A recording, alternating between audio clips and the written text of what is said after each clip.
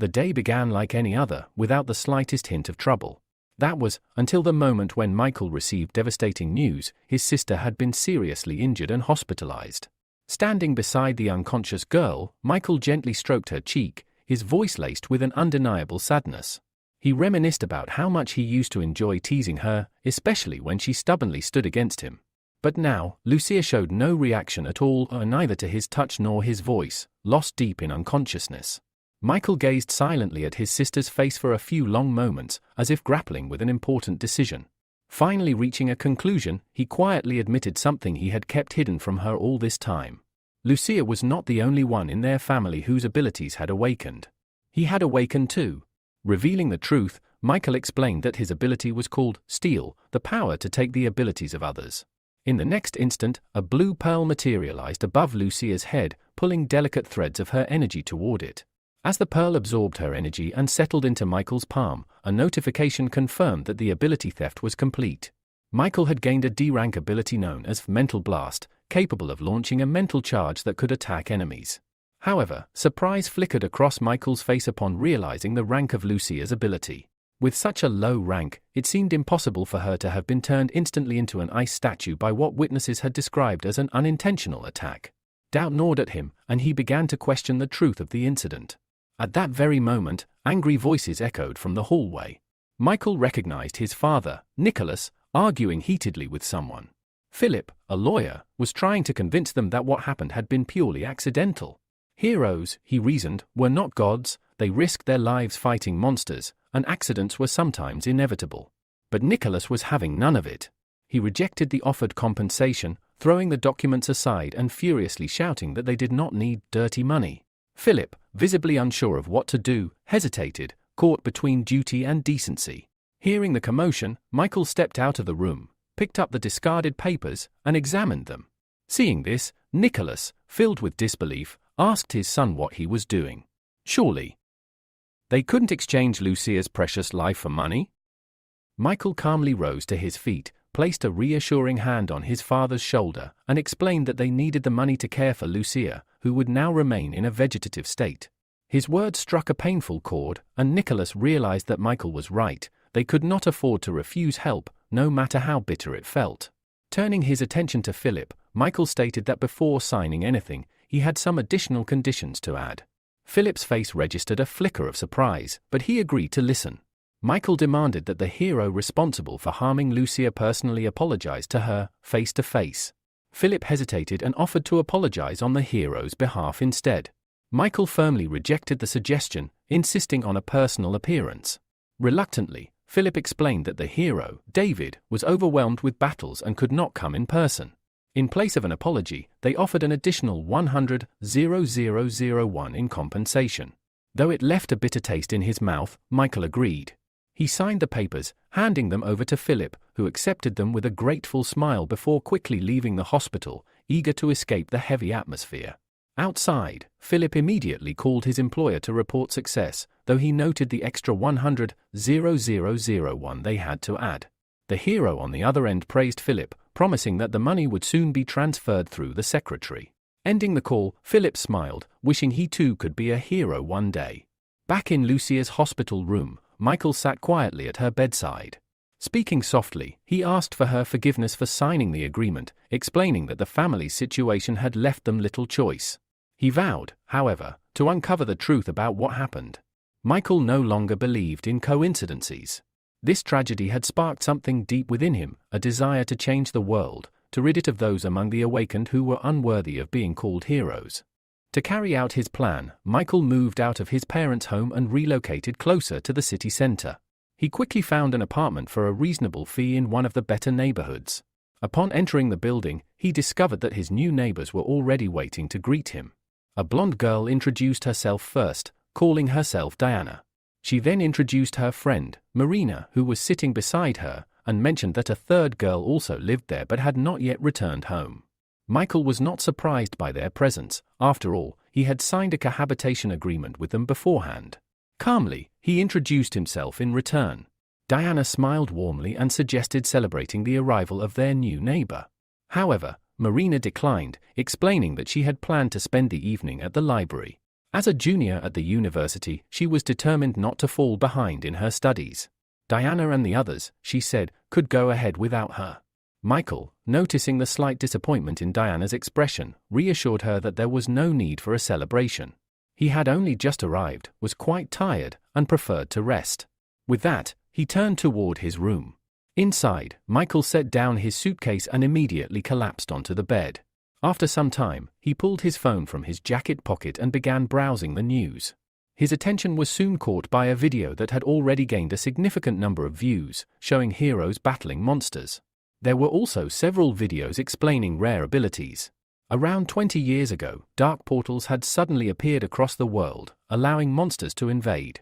Humanity managed to hold them back thanks to individuals with special powers. Over time, these individuals came to be known as heroes, people admired by both young and old for their strength. To prevent the misuse of their powers, the government had passed the ability law. This law permitted only those who passed official tests and received a hero certificate to use their abilities openly. Watching the footage of the heroes battling monsters, Michael recognized the event where Lucia had been injured. He replayed the video several times but found nothing suspicious. Sighing heavily, he set his phone aside, deciding that tomorrow he would review the footage once more with a clearer mind. When Michael checked his phone again to see the time, he was shocked to realize it was already 2:30 in the morning. Jolting upright, he hurried to wash up and get to bed, knowing he had work early the next day. Gathering his things, Michael stepped out of his room and headed for the bathroom, careful not to turn on the hallway light to avoid disturbing his neighbors. However, after taking only a few steps, he froze. Ahead of him, he spotted a girl barely able to stand, leaning heavily against the wall as she stumbled down the corridor. It was easy to guess that she was the third roommate he had yet to meet. Sensing someone's presence, the girl opened her eyes in a daze, trying to discern who stood before her. Without moving, Michael greeted her politely. Without replying, the girl pushed herself away from the wall and headed straight for the bathroom, mumbling an apology and saying she needed it first. Moments later, she collapsed onto the toilet and vomited, her stomach overwhelmed by alcohol. After a few minutes, the girl, whom he later learned was named Valeria, had fallen asleep right there, leaning against the toilet. Concerned, Michael cautiously entered the bathroom and gently touched her shoulder, asking if she was all right. When he received no response, he paused, contemplating what to do to avoid any misunderstandings later on. Deciding it was best to involve another female resident, he left the bathroom and knocked on Diana's door. After a few moments, he heard soft footsteps, and the door opened to reveal a yawning Diana, her voice thick with sleep as she asked why Michael was awake at such a late hour. Apologizing for disturbing her, Michael quickly explained that Valeria was drunk and needed help. He thought it would be more appropriate if another girl assisted her. Diana sighed, her expression tired. She said it was not the first time Valeria had gotten drunk like this, and told him simply to leave her as she was. She added that she had work early in the morning and immediately closed her door, leaving Michael standing alone in the hallway. Left with no other choice, Michael realized that he was the only one who could help Valeria. Michael returned to the bathroom and once again tried to wake Valeria, hoping to help her get back to her room. However, she did not stir. Her deep sleep seemed undisturbed by his efforts. Not wanting to interrupt her stay in the kingdom of Morpheus, Michael sighed and silently apologized for his next course of action. He carefully lifted the unconscious girl into his arms. As soon as he did, a message appeared before him, revealing a new ability called Brain Overload. This ability allowed a short-term overload of the brain, significantly increasing its computing capabilities. The message also noted that Valeria was unaware of this ability's existence. After reading the message, Michael carefully carried the girl into the living room, where he laid her down on the sofa and covered her with his jacket. With no regrets, he took away her ability, promising that he would repay her once everything was settled. A slight smile tugged at Michael's lips as he wondered what effect the new ability would have on him. The next moment, another message appeared, revealing that Brain Overload and Mental Explosion were both related to mental abilities and could be combined. Seizing the opportunity, Michael materialized a blue energy pearl in his free hand and whispered the command to unite them. Instantly, both pearls flew into the air and began to merge. After a few moments, an orange pearl settled in his palm, and with it came another message: Michael had gained the D+ rank Superb Brain ability. This ability automatically sent mental attacks and greatly enhanced his ability to calculate and deduce. Excited by the potential of this new power, Michael considered how it might help him uncover clues in the video of the incident in which his sister had been injured. Several hours later, the bright rays of the sun shone down on the sleeping city. Michael, still deep in the kingdom of Morpheus, continued to dream until persistent knocks on his door interrupted his rest. Sleepily, he climbed out of bed and opened the door, asking who was there. As soon as he saw the figure before him, surprise flashed across his face. Valeria stood in front of him, now awake and dressed simply. Michael noticed she was holding his jacket in her hands. Smiling, she introduced herself and thanked him for his help the previous night. The hero replied that it had been nothing, that he simply couldn't ignore her situation, and that she could call him Michael. Recalling that he had taken her ability the night before, Michael asked if she felt all right or if she was experiencing any discomfort. Valeria assured him that she was fine, having grown used to it, and that he need not worry. At that moment, Alex entered the room, his face lighting up with a joyful smile as he congratulated Michael on his move. When he saw Valeria standing next to him, Alex froze, his expression one of shock. He pointed at her and asked, bewildered, how Michael dared to date someone behind his best friend's back. Michael quickly cleared up the misunderstanding, explaining that Valeria was simply a neighbor. Alex's jaw dropped in surprise, and after a few moments, he straightened up, fixing his hair before clearing his throat. With a sheepish smile, Alex stepped closer to Valeria, extended his hand, and introduced himself as Michael's best friend and colleague. He told her she could call him Alex. Valeria, still a bit confused, shook his hand and introduced herself. Alex immediately began to excitedly explain that he was one of the few people with a special ability.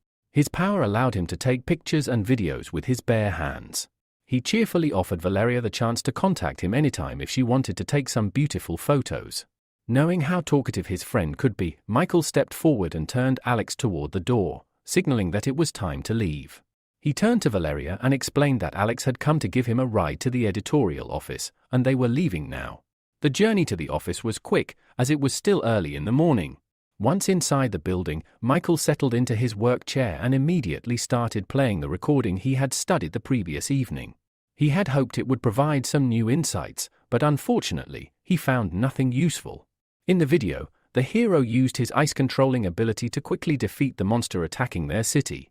Michael then decided to activate his new superb brains ability and see how much it would help him in his investigation. As he played the video again, he began to notice smaller, previously overlooked details. One of these details caught his attention. During the battle, the hero made a strange movement with his hand, touching his lips. Before Michael could analyze this further, Alex nudged him with his elbow, pulling him from his thoughts. Rolling his chair closer, Alex asked with interest why Michael wasn't pursuing a relationship with girls, especially with someone as beautiful as Valeria. With a wide grin, Alex added that if Michael wasn't going to do anything, then he certainly would, and without hesitation, he continued talking, unaware of Michael's focus on the monitor. Michael replied in an even tone that they were just neighbors and nothing more. Not wanting to fall behind, Alex, still wearing his grin, said that it was very easy to go from roommates to bedmates. He even offered a couple of tips on how to do it. However, this exchange was cut short when suddenly the terrified screams of people rang out from the street.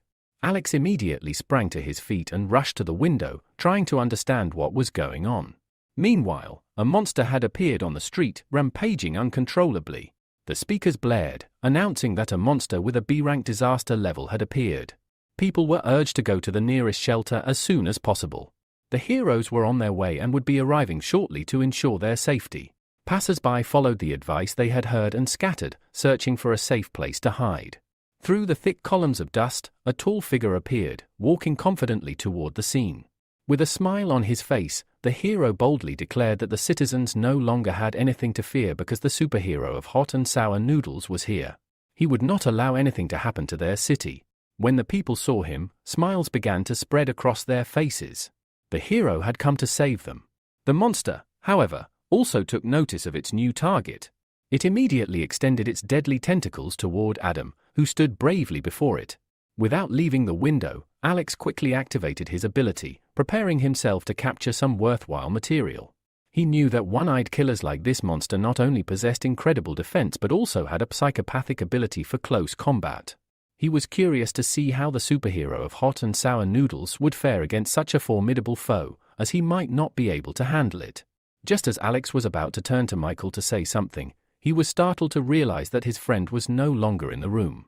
Accustomed to Michael's oddities, Alex turned his attention back to the window and raised his hands, activating his ability to take a photo, knowing he could make some extra money from this opportunity. At that moment, another hero appeared below. Amelia, known by her nickname Fire Butterfly, flew up to Adam and asked if he needed help. The man didn't even glance her way, keeping his eyes fixed on the monster. He shouted at her that she had arrived just in time and asked her to attack while he held off the creature. Amelia, lacking confidence, replied that the hero of hot and sour noodles could rely on her. Meanwhile, TV channels didn't waste time and began broadcasting the heroic battle live. On the large screen, the dark-haired man, Thomas, criticized the hot and sour noodles hero for being too selfish and narcissistic when he first arrived on the scene. Nathan, sitting next to him, asked why Thomas held such a negative view of the hero. Thomas explained that in order to activate his ability, the hero needed to eat a bowl of hot and sour noodles. As a result, he usually appeared after the other heroes had already exhausted the monster, only to step in and deliver the final blow. A smile spread across the presenter's face as he cheerfully remarked that nothing else was expected from director Thomas. He always had information others didn't know. Clearing his throat, Thomas suggested that they stop the idle chatter and continue watching the live broadcast. Back on the battlefield, the hot and sour noodles hero struck the monster with a powerful attack, knocking it to the ground. As the monster lay motionless, Fire Butterfly, hovering in the air, called for the hero to step aside.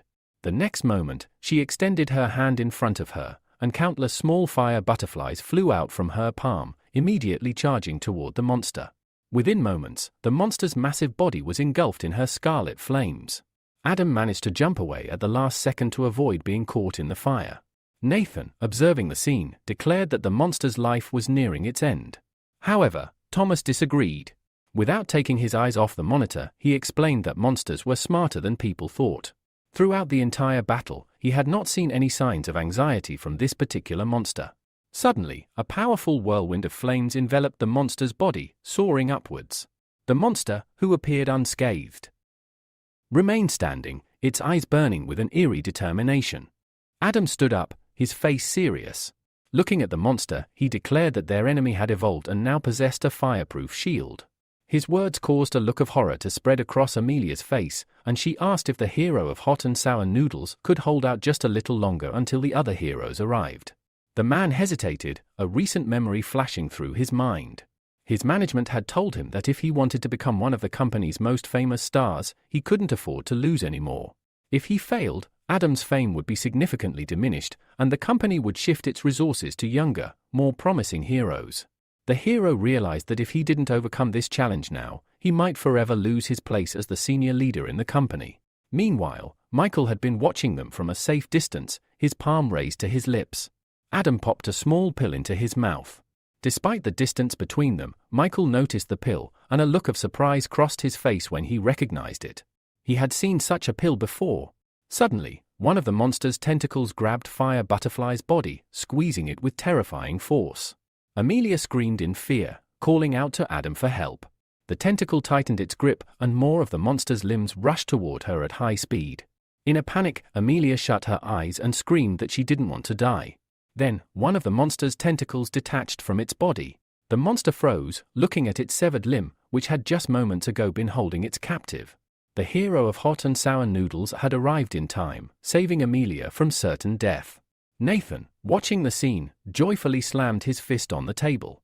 He turned to the rest of the audience and explained that the hot and sour noodles superhero could only maintain his fighting form for 15 minutes. However, this time, he had not only lasted longer but had also become stronger than before. The inspired man jumped to his feet and, raising his clenched fist, shouted that their hero had not yet aged. Thomas, on the other hand, showed restraint, unlike the overly emotional presenter. Though he didn't voice it, it was clear he was pleasantly surprised by this turn of events. However, he was not allowed to finish speaking, as Nathan's expression instantly grew more serious. He sat back down, his eyes glued to the monitor. The one-eyed monster was attacking again. The monster's tentacles sharpened and rose into the air. The next moment, as they rushed toward Adam, a terrible roar echoed, and thick clouds of dust and small fragments of stone surged into the air. The hero, surrounded by blue lightning, managed to withstand the attack, his powers protecting him. Smirking, he declared that it was too weak. Then, with a furious cry, Adam launched himself from beneath the pile of stones. The monster didn't even have time to react before its limbs were severed and its body pierced through in an instant. Adam had put all his strength into this blow, successfully counterattacking his enemy. With a smile on his face, he watched as the monster's body, paralyzed by lightning, remained frozen in the air for a few more moments, while its tentacles rapidly fell to the ground. Without turning around, the hero of hot and sour noodles also fell to the ground, his back now facing the defeated monster. As soon as his feet touched solid ground, blood gushed from his mouth, followed by a choking cough.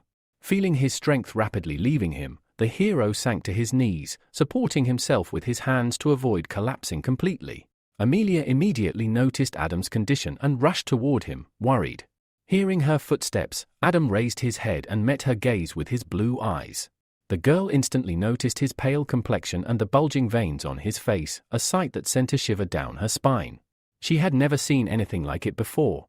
Overcoming her fear, she sat beside him and gently placed her palms on his shoulder, asking in a concerned voice what was happening to him. Adam turned away from her, squeezing his eyes shut in an attempt to control his condition. After a few tense moments, he finally managed to stabilize himself. His condition returned to normal, and he slowly rose, scratching his head under his mask. With a wide smile, he reassured the fire butterfly, saying that he was fine. He had just overexerted himself with his powers. The girl sighed with relief, significantly calmed by his words. Afterward, the hero of hot and sour noodles helped her to her feet, and together, they accepted the well-deserved praise from the residents whose lives they had saved. Michael, who had been watching from his hideout, finally decided it was time to leave. He felt the need to gather more information about the blue pill that the hero of hot and sour noodles had taken. However, just as he prepared to move, something caught his eye, a barely perceptible movement from the slain monster. He paused, frowning, and looked toward the creature. But when nothing appeared out of the ordinary, he shrugged, deciding it must have been his imagination. However, the next moment, a smaller version of the one-eyed monster crawled out from beneath the fallen creature's body. It began to frantically scan the surroundings. Noticing Matt standing nearby, the monster lunged in his direction, its eyes never leaving him. The hero, thinking quickly, reasoned that since the one-eyed killer's physical and elemental defense was too high, the most likely weak point would be its mental defense. As the monster covered the distance between them, it shouted that it would take revenge on the hero of hot and sour noodles once it found a new master and absorbed enough energy.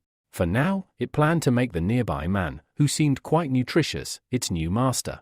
All this time, Michael continued to stand relaxed, never taking his eyes off the monster. As the creature got closer, a grin spread across Michael's face. He saw this as an excellent opportunity to conduct an experiment. With that thought, Michael extended both hands in front of him and activated his mental blast ability, directing it at the monster. The one-eyed killer froze in shock and bewilderment. Barely a couple of seconds passed before the small creature fell dead to the ground, never reaching the hero. Amelia, who was about to return, turned around when she felt a surge of power nearby. Realizing someone had used their ability, she quickly registered that Michael was the source of the energy. Meanwhile, Michael approached the fallen monster, grabbing it by its numerous pink tentacles to confirm if it was really dead. He understood that while he had suspected the creature's weakness was mental attacks, such a weak-level mental blast could not have killed it so easily. However, the monster was indeed dead. Fully convinced, Michael activated his extraction ability. A few moments later, a blue pearl appeared in his palm, from which weak lightning discharges emanated. Instantly, his entire body was covered in a blue aura. An message appeared in front of him. It stated that he had acquired a new ability, Fireproof Shield, which granted immunity to fire attacks below rank B and significantly increased his physical defense. Deactivating the skill, Michael materialized another pearl in his other hand. He gazed at the blue and orange pearls in his palms and muttered to himself, the phrase, "No matter how strong an ability is, it will always have a weak spot," doesn't apply to me. Suddenly, a puzzled voice rang from above. It was Amelia, flying over the buildings in search of the source of the recent surge in energy. Michael quickly ducked behind the nearest building, hiding in the shadows. It wasn't yet time for the other heroes to discover his existence. Moments later, Amelia landed nearby, looking around, certain that the energy had originated from this location. During this time, Michael had managed to put on a mask that completely concealed his face, along with a long dark cloak. From his hiding place, he called out loudly, "Who are you looking for?" Amelia immediately turned toward the voice and asked, "Are you the one who just used your ability here?" Michael hesitated for a few moments before stepping out of his hiding spot. He answered, "Yes, it was me." When Michael was only a few meters away from her, Amelia eyed him suspiciously and asked, "Are you a hero?" "I've never seen you before." Michael shook his head and replied, "I'm not a hero. I'm just a passerby who helped clean up." With that, he threw the dead carcass of the monster he had killed in her direction. Amelia's face displayed surprise when she saw a miniature clone of the one-eyed killer land before her. She shifted her uncertain gaze to the stranger, wondering how such a powerful and dangerous monster had been destroyed single-handedly. Despite this, she reasoned that, since he was not a hero, he shouldn't be using his abilities without permission. Michael remained calm throughout their interaction. The silence between them stretched on, and after some time, the hero decided that his work here was done. There was no reason for him to remain, so with purposeful strides, he began heading toward the girl, planning to pass her by. But before he could, Amelia stepped to the side and extended her hand, blocking his path. Overcoming her shyness, she shouted, "You've used your ability illegally. You'll have to come with me to the Hero Association for a checkup."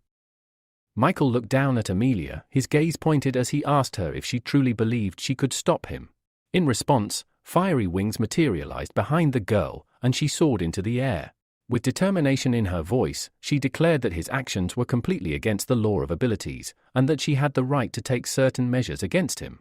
Despite her display of power, Michael remained still as butterflies, summoned from Amelia's palm, began to surround him, transforming into hot flames. Without a hint of hesitation, Michael reached out and touched one of the butterfly's wings. He calmly asked, "Is this how heroic defenders treat ordinary people?"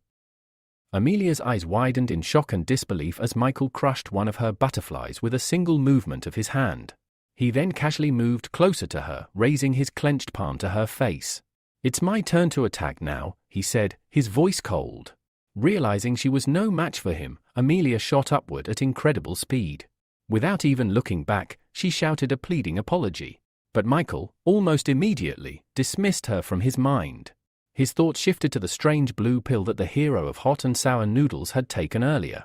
He was now certain that this same pill had been consumed by the hero responsible for what had happened to Lucia. Taking off his mask, Michael swore to himself that he would uncover the truth at any cost. A few hours later, the city, no longer lit by the sun, was illuminated by countless stars. Michael's workday had ended, and he caught the late-night metro, which arrived on time despite its infrequent schedule. Sitting on the bench, Michael reasoned that, in order to avoid drawing unwanted attention to himself, he should stop collecting others' abilities. He also decided that focusing on developing his brain overload ability and gathering more information about the blue pills was his best course of action. All this time, a man with dyed purple hair had been watching him intently from nearby. As Michael closed his eyes and leaned back, the man waited for a few moments before walking past him, quietly apologizing. Michael didn't immediately realize what had happened. Without opening his eyes, he reached out for his backpack, which was lying nearby, but his hand met only the hard surface of the bench. Confused, Michael opened his eyes and looked around, noticing the space next to him was empty. His backpack was gone. Realization struck him quickly. The man in the green jacket, who had been standing opposite him, must have stolen it. Michael scanned the other passengers in the carriage, but no matter how hard he looked, the thief was nowhere to be seen. The hero frowned, suspecting that the thief might have an invisibility ability. Since they had not yet reached the station, Michael could not get off the train, so he closed his eyes again, activating his brain overload ability to enhance his senses. A few moments later, Michael's plan proved successful. He picked up the scent of his backpack from a nearby man, though the man's clothes and aura were completely different from what they had been moments ago.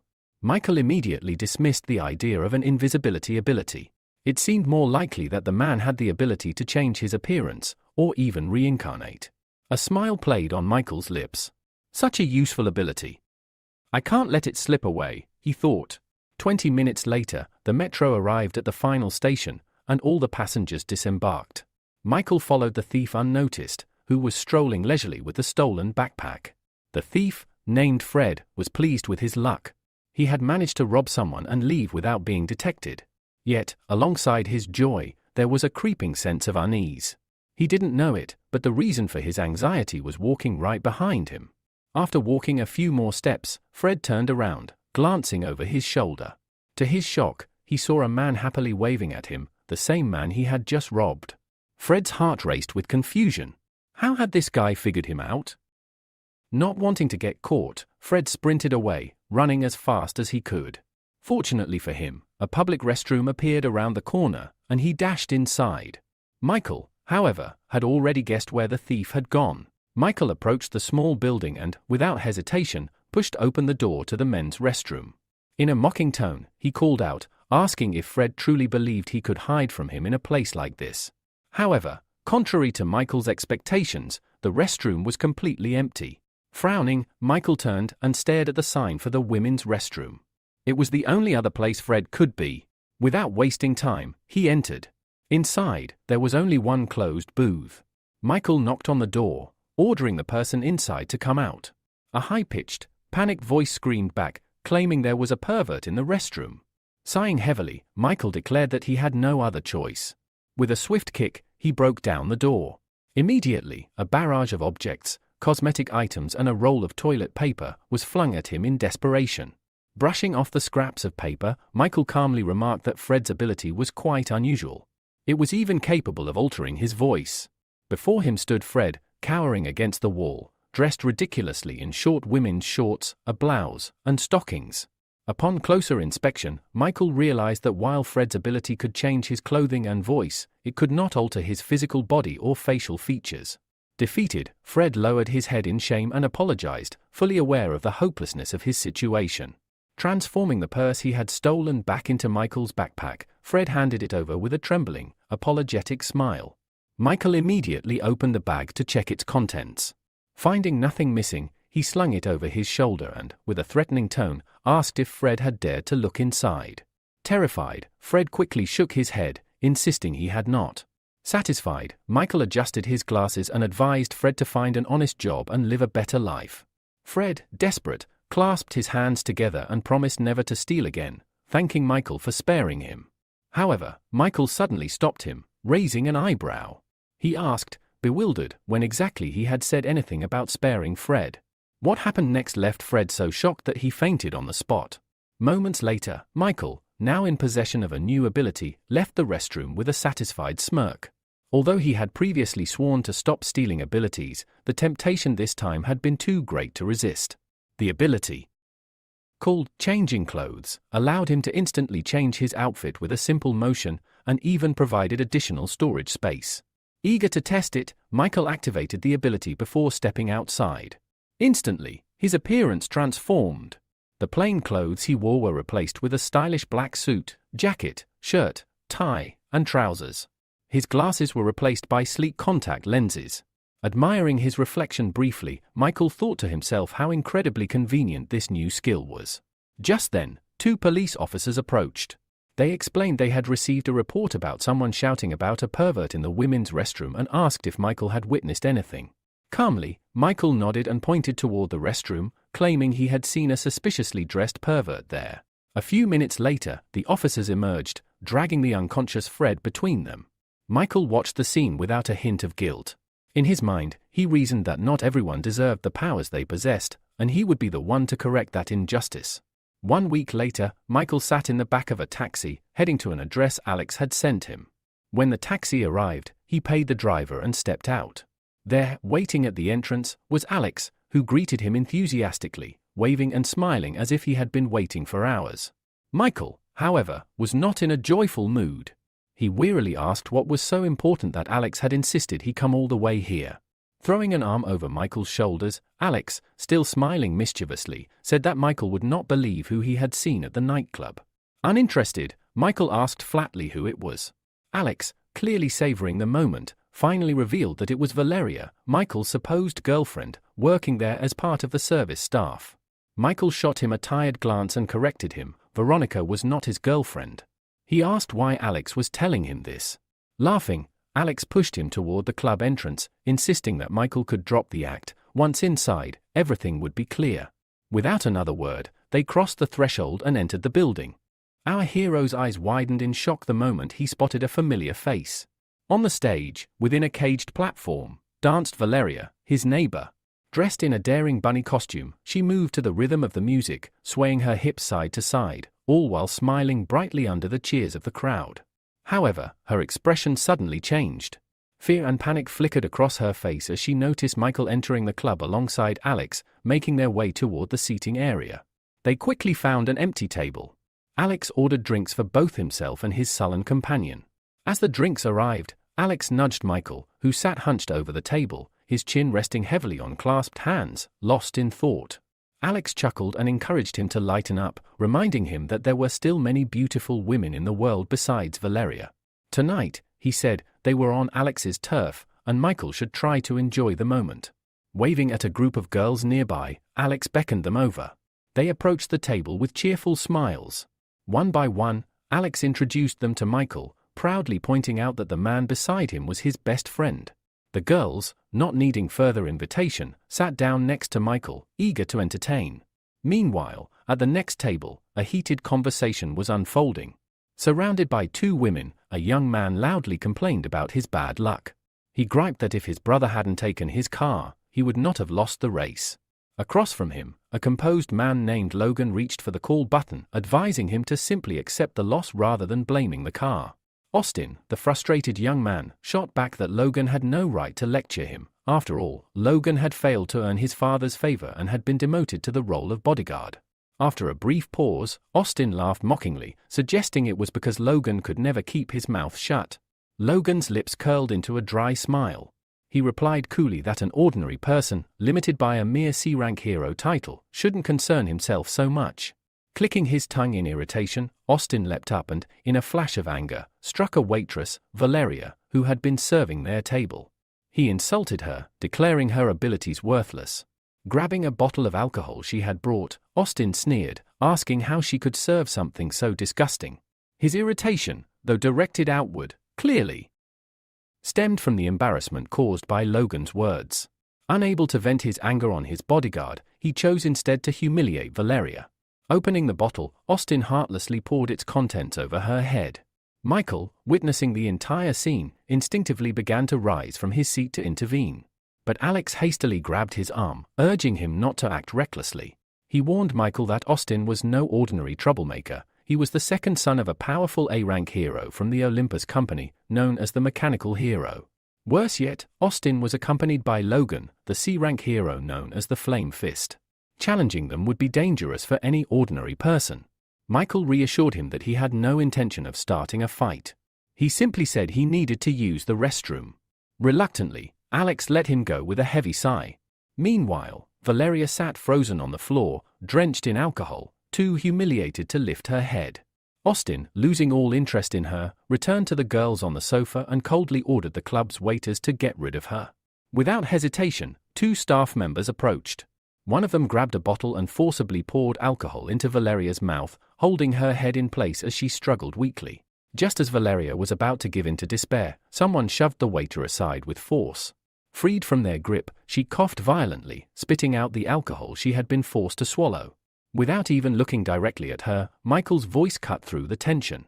He said calmly that he had heard the son of the mechanical hero was present. Logan immediately stiffened, sensing the seriousness in Michael's tone. He asked sharply who Michael was. Seated casually in a chair opposite them, Michael replied with a cool demeanor that he was simply someone looking to make a deal with young Master Austin.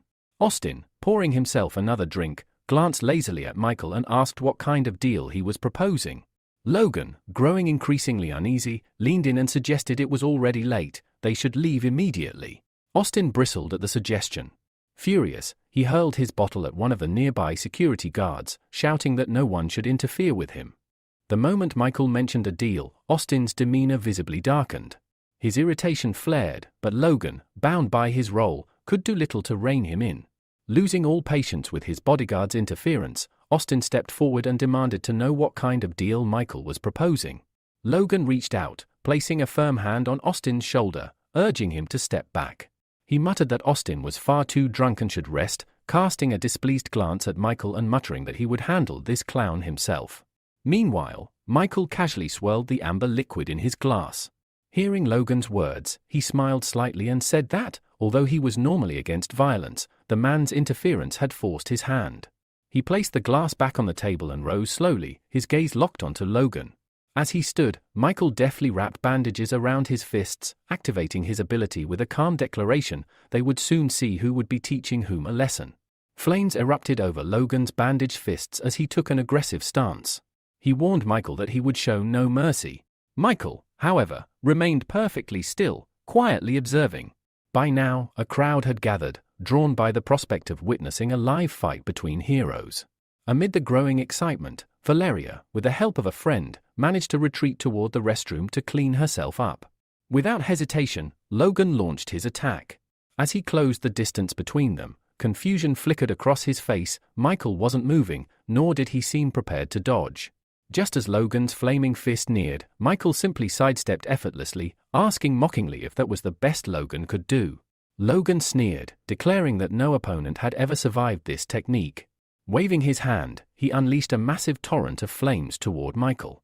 The clubgoers gasped in terror and scattered, fearful of being caught in the blast. The flames were so intense it seemed the entire place might be reduced to ashes. Yet, from within the inferno, no screams were heard. A moment later, a hand calmly emerged from the swirling flames. The fire dissipated as if snuffed out by an invisible force, revealing Michael standing unharmed, his clothes, even his cloak, perfectly intact. Logan's expression twisted in disbelief. Deciding it was time to end things, Michael extended his palm and launched a mental assault. Logan barely had time to process what was happening before his face paled, his body freezing in place. Approaching swiftly, Michael struck him sharply on the side of the neck. Logan collapsed instantly, unconscious before he hit the ground. A stunned silence fell over the club. Austin, who had been watching from the sofas, suddenly sobered. Fear gripped him as he realized that Fire Fist, his personal bodyguard, had been defeated with a single blow. Ignoring the wide-eyed stares from the crowd, Michael crouched beside Logan and pressed his hand against his chest, extracting his ability without hesitation. It was over within moments. Now, Flame's strike was his to command. Rising calmly, Michael began walking toward Austin. Panic flashed across the young man's face. His remaining guards quietly slipped away, abandoning him to his fate. Frantically glancing around the club for any savior, Austin realized no help was coming. Forcing a shaky smile, he stammered, asking what deal Michael had wanted to discuss earlier. If it was money he needed, Austin promised he could transfer any amount immediately. Michael ignored the desperate offer. Closing the distance, he seized Austin by the throat and effortlessly lifted him into the air. Austin clawed at Michael's hand, trying to break free, but the grip was unrelenting. Choking and gasping, Austin managed to rasp out a question. Did Michael even know who his father was? Michael's gaze remained cold. He answered that he knew very well. Austin was the son of the mechanical hero. Then, he added flatly, and what exactly is that supposed to mean now? Austin, gasping for air, croaked that if Michael killed him now, his father would definitely hunt him down and take revenge. But instead of finishing him off, Michael pulled Austin closer and whispered that he had no intention of killing him, he simply wanted to share something with him. Confused and wary, Austin asked what exactly he meant. Michael responded with a question of his own. Did Austin want to gain an ability? The suggestion stunned him. Still kneeling on the floor, Austin rubbed his sore neck and stared up in disbelief. An ability wasn't something anyone could just hand out, only special circumstances or rare talents allowed such a thing. Scoffing, he accused Michael of thinking himself a god. Michael only sighed heavily. Without arguing, he turned and tossed a small piece of paper toward Austin. Calmly, he told him that if he truly wanted an ability, he should come alone to the address written there in exactly 7 days. Without waiting for a reply, Michael left the stunned young man behind. Outside, he quickly changed back into his casual clothes. As he stepped into the fresh night air, his phone rang. It was Alex, his voice slightly frantic, asking where Michael had gone. Michael simply replied that it was too noisy inside and he had stepped out for some air. When he asked if something serious had happened, Alex relaxed and joked that Michael had missed quite a show. He told Michael to wait outside, he would join him shortly, and they could grab some food together while he filled him in. Ending the call, Michael gazed up at the night sky, a small smile playing on his lips. The first phase of the plan was complete. Now, all he had to do was wait for Austin to take the bait. His real target lay within Olympus, the fastest path toward achieving his greater goal. Hours later, an emergency meeting was called at the headquarters of Olympus. All eyes were fixed on a large screen displaying CCTV footage of the fight between Fire Fist Logan and the masked stranger, Michael. Gilbert, Austin's father, and a prominent figure in Olympus, sat silently, watching every second. When the video ended, he finally spoke, asking the room for their thoughts. The ice adventurer spoke first, pointing out that the masked individual had used his hand like a blade to defeat Logan in an instant. Judging by his ability, the attacker was almost certainly above B rank. Another man sitting nearby disagreed slightly, saying it wasn't simply a knife strike. He emphasized that Logan had fallen the moment the masked man made a mysterious motion with his hand. Another official pushed a folder across the table. It contained the Identification Department's injury report on Fire Fist Logan. He urged everyone to read it before making assumptions. As the group skimmed through the document, shock spread across their faces. The report confirmed it: Logan's ability had vanished without a trace. A heavy silence fell over the room. It was clear now they were facing a terrifying new problem. Someone out there could erase abilities entirely. Pavel broke the silence first, asking where such a monster could have come from. Edgar responded grimly, saying that, to his knowledge, only one person ever possessed such an ability, an S-rank hero. Gilbert turned to him sharply, asking if he meant the hero. Before Edgar could fully respond, Sam leapt up, shouting that it was impossible. The transporter, the hero in question, was already an old man with one foot in the grave. There was no reason for him to reappear now and cause chaos. Edgar sighed heavily. He warned that Olympus wouldn't be able to handle this matter on its own and that they were obligated to report it to the Hero Association. But Pavel, raising an eyebrow, scoffed at the idea. A person with such a terrifying ability would be seen as a living weapon. No organization would willingly expose him. No one would report someone that valuable. Gilbert nodded in agreement. He decided that, for now, Olympus would keep this incident a secret. Another buried truth, hidden within their company. He ordered everyone to leave, needing time alone to think. Meanwhile, Austin had made it home safely. Morning light streamed through his windows as he lay on his bed, the small piece of paper in his hand. He couldn't stop thinking about it. An ability, his very own ability. His mind raced through endless scenarios, wondering what Michael would want in return. It had to be something serious. Michael had emphasized this was a deal after all. But Austin eventually pushed the questions aside. None of it mattered compared to the prize. In just a few days, he would gain the power he had always longed for. At the same time, Michael met with Alex in front of a museum.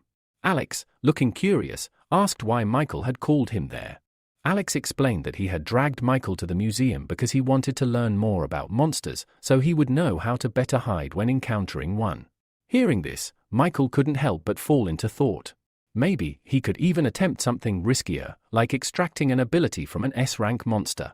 As they walked inside, they accidentally brushed past two girls who were chatting happily near the entrance. Michael shot Alex a displeased look, accusing him of coming here not to study monsters but to flirt with girls. Alex grinned mischievously and admitted it openly, saying, "Everyone knows the prettiest girls hang out here. How could I miss a chance like that?"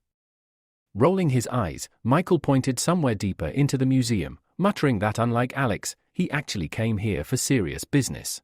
Soon, they approached one of the grand exhibits, the electric Tyrannosaurus, an S-rank monster that had once terrorized the city.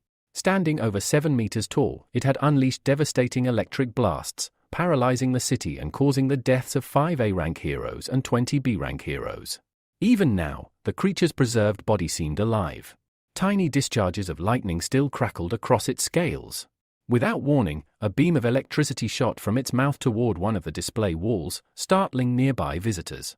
Alex watched in awe, amazed that even death hadn't stripped the monster of its terrifying power. Meanwhile, Michael remained calm, studying the beast with sharp interest. He slowly extended his palm toward the dragon, imagining how incredible it would be to harness such an ability. But before he could make contact, a security guard barked at him, baton in hand, demanding to know what he was doing. Michael quickly smiled and flashed a journalist's ID, claiming he was here to write an article about monsters. The guard narrowed his eyes, inspecting the card carefully. Eventually, he grunted and said Michael could look, but absolutely no touching was allowed. Michael cast a glance toward Alex. Understanding immediately, Alex nodded with a sly smile and approached the guard, distracting him with idle chatter, especially about where the cutest girls in the museum were. While the bewildered guard was being led away, Michael seized the opportunity. He reached out and placed his palm against the electric Tyrannosaurus, initiating an extraction. At once, he felt resistance. The monster's ability was still there, but extracting it was unusually difficult. Minutes dragged by before he finally succeeded. A small, purple pearl materialized in his palm. Examining it, Michael's heart sank. E rank. The extracted ability was so weak that it could barely be used to charge a phone. He stared up at the electric Tyrannosaurus, baffled. How could an S-rank monster produce such a low-level ability? Thinking it over, he realized the likely reason: the monster had been dead for too long. Back when he fought the one-eyed killer, there had still been life left in the creature, allowing a proper extraction. With a sigh of disappointment, Michael wandered through the rest of the museum, hoping to find something better. But by evening, as the setting sun painted the sky in soft shades of purple and pink, he returned home, empty-handed in spirit if not in fact.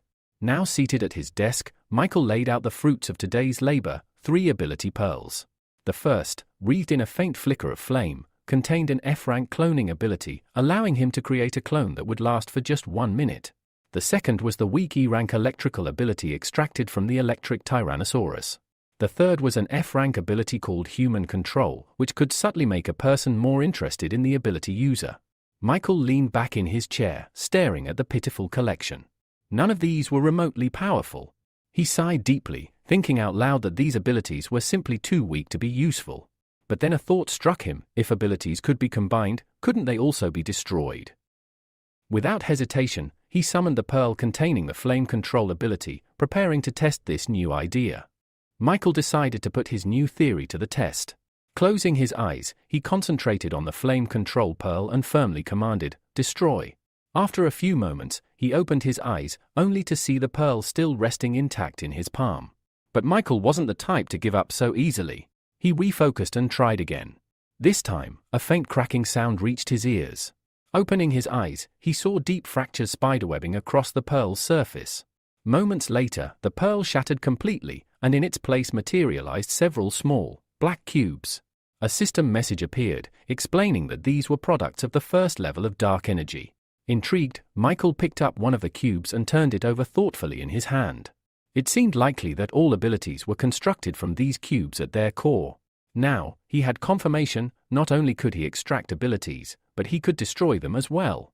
As he studied the cubes, a new idea took shape in his mind. What if he could use these dark energy cubes to enhance abilities? Without hesitation, Michael summoned the human control pearl he had collected at the museum. Bringing it together with one of the black cubes, he watched as the two began to fuse. After a brief process, a new message popped up: ability enhancement successful. The human control ability had advanced from F-rank to E-rank. Now, instead of merely making someone interested in him, he could exert actual mental influence, subtly manipulating thoughts and emotions to carry out scams or sway decisions. Michael stared at the upgraded pearl in amazement. He hadn't truly expected it to work. Laying the enhanced pearl aside, he looked at the remaining black cubes with satisfaction. Possibilities danced through his mind. Maybe, just maybe, he could even create an S-rank ability of his own.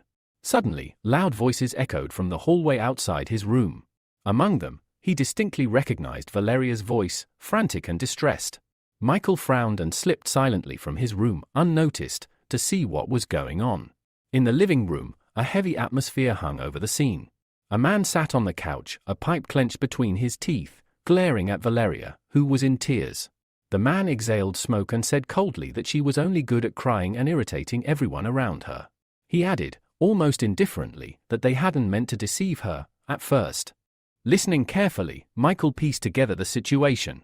Robert, the man with the pipe, explained that if they hadn't lied to Valeria about her father's illness, she would never have sent them money so willingly. Their real goal had been to secure enough funds for her brother, to buy a house, a car, and find a good wife, costing more than $1 million. Another woman standing nearby, clearly Valeria's mother, spoke up in a softer tone, saying they simply had no other way to gather that much money. She insisted that they only wanted what was best for the family. Valeria, fists clenched in fury, snapped back. How could they justify lying to her? They had told her her father was deathly ill, desperate for expensive treatment. At that time, Valeria had worked herself to the bone, taking on 4 shifts a day, just to send them the money as fast as possible. The man exhaled more smoke and said calmly that their family line could not simply end, no matter the cost. His words only deepened Valeria's anger. She demanded to know if this was their new method, forcing her to return home and marry a man she had never even seen. Her mother approached, trying to soothe her. She explained that even if the man lacked education, he was kind and would treat her well. Valeria pulled away sharply. With bitter rage, she asked them if they even knew where the $50,000 she had sent last week had come from. Fighting back tears, she confessed that she had been working not only as a bartender but also had become an escort, all to raise the money they demanded. The revelation stunned her parents into silence. Robert was the first to recover, his face contorting with rage. He stood abruptly, shouting that she had tarnished the family's name and reputation. Furious, he raised his hand, intent on striking her. Valeria simply closed her eyes, resigned. Even if he hit her, it wouldn't compare to the beatings she had suffered from abusive clients. At that moment, Michael intervened. Appearing swiftly beside her, he caught Robert's raised arm and calmly said that no matter what, she was still their daughter, and violence was not the answer. Robert, taken aback by the sudden interference, wrenched his hand free and demanded to know who Michael thought he was to meddle in their family affairs. Michael ignored him. Instead, he turned his attention to Valeria's mother, noting the clear difference between her regretful expression and Robert's cold indifference. Making a quick decision, Michael activated the human control ability, targeting the mother. Immediately, the woman stepped forward. Without hesitation, she slapped Robert hard across the face. Stunned, Robert stared at her as she berated him fiercely, blaming him for forcing their daughter into such misery. Turning to Valeria, Maria embraced her tightly, apologizing again and again for everything they had put her through. Robert, his anger draining away, sighed heavily and muttered that her brother would find his own way without needing Valeria's sacrifice. Watching this unfold, Michael couldn't help but think of his own sister, still lying helpless in a hospital bed. He clenched his fist silently, a burning resolve taking root within him. He would stop at nothing to uncover the truth and to achieve justice. The next morning, Michael and Valeria stood together at the train station, waving goodbye to her parents as they boarded the first train back to their town. Smiling brightly, Valeria shouted after them that she would visit for the New Year celebrations. From inside the train, Maria leaned out of the window, waving enthusiastically and calling out for her daughter to take care of herself and not to do anything foolish. A few minutes later, the train vanished over the horizon. Valeria turned to Michael, a warm smile lighting up her face, and thanked him for accompanying her through everything. Michael handed her a glass of a refreshing drink and told her that it would be even better if her brother learned a lesson from all this, understanding the value of things, rather than depending on the money she sent. Cheerfully, Valeria winked at him and beckoned for him to come closer, saying she wanted to tell him something. Michael, slightly embarrassed, hesitated but eventually took a step forward. Before he could react, Valeria leaned in and pressed a soft kiss to his cheek. Michael's eyes widened in surprise. Pulling away with a laugh, Valeria thanked him again, this time more sincerely. Later that night, Michael set off on a new adventure. Changing into his suit, he stealthily approached the heavily guarded Monster Corp's processing center. Security looked tighter than usual, and he pondered the best way to get inside without alerting anyone. Just then, a truck appeared from around the corner, heading straight toward the facility. Sensing an opportunity, Michael acted quickly, ducking underneath the vehicle and grabbing onto the crossbar, pressing himself flat against the undercarriage to stay hidden. Breathing a cautious sigh of relief, he thought he was in the clear, until he realized he wasn't alone. Right beside him, a girl was clinging to the underside of the truck as well, her eyes wide with shock at seeing him. She immediately gestured for Michael to stay silent. Realizing she had the same idea he did, Michael nodded and kept still. However, when the truck hit a bump, they were jolted violently, and he accidentally pressed even closer against her, earning a glare of irritation. Trying to break the tension, Michael whispered an awkward greeting, calling their meeting an incredible coincidence. The girl, clearly unimpressed, snapped that it wasn't a coincidence at all, it was a disaster. She insisted that they should ignore each other completely and act independently, relying solely on their own abilities. Introducing herself formally, she said she was Anna Cott, a representative of the F Chamber of Commerce, and then demanded to know who he was. Michael introduced himself in turn. Anna, looking ahead, informed him that they were close to the unloading zone, but with the way they were tangled together, she wouldn't be able to dismount properly. Before she could finish, Michael cut her off, telling her to hold on tight. Without warning, he jumped off the moving truck, holding her protectively. Twisting midair, he absorbed the impact when they hit the ground. For a moment, they lay stunned. Clearing his throat, Michael tried to get up but found he couldn't. Anna was still pressed against him. Half joking, he asked how much longer she planned on hugging him. Blushing furiously, Anna scrambled to her feet, turning away to hide her embarrassment. She irritably shouted that if the situation hadn't demanded it, she would never have hugged him in the first place. Eventually, they made it inside the processing center. Wandering through the dimly lit halls, they found the monster processing room. Anna, noticing Michael's wide-eyed look at the grotesque surroundings, teased him and asked if he was a rookie. Michael admitted honestly that he was. He said he would gladly follow the guidance of someone more experienced. Smirking, Anna decided to take him under her wing. Since he was being so open, she said she would allow him to tag along. Leading the way, Anna stopped before a huge table where the corpse of a massive werewolf lay.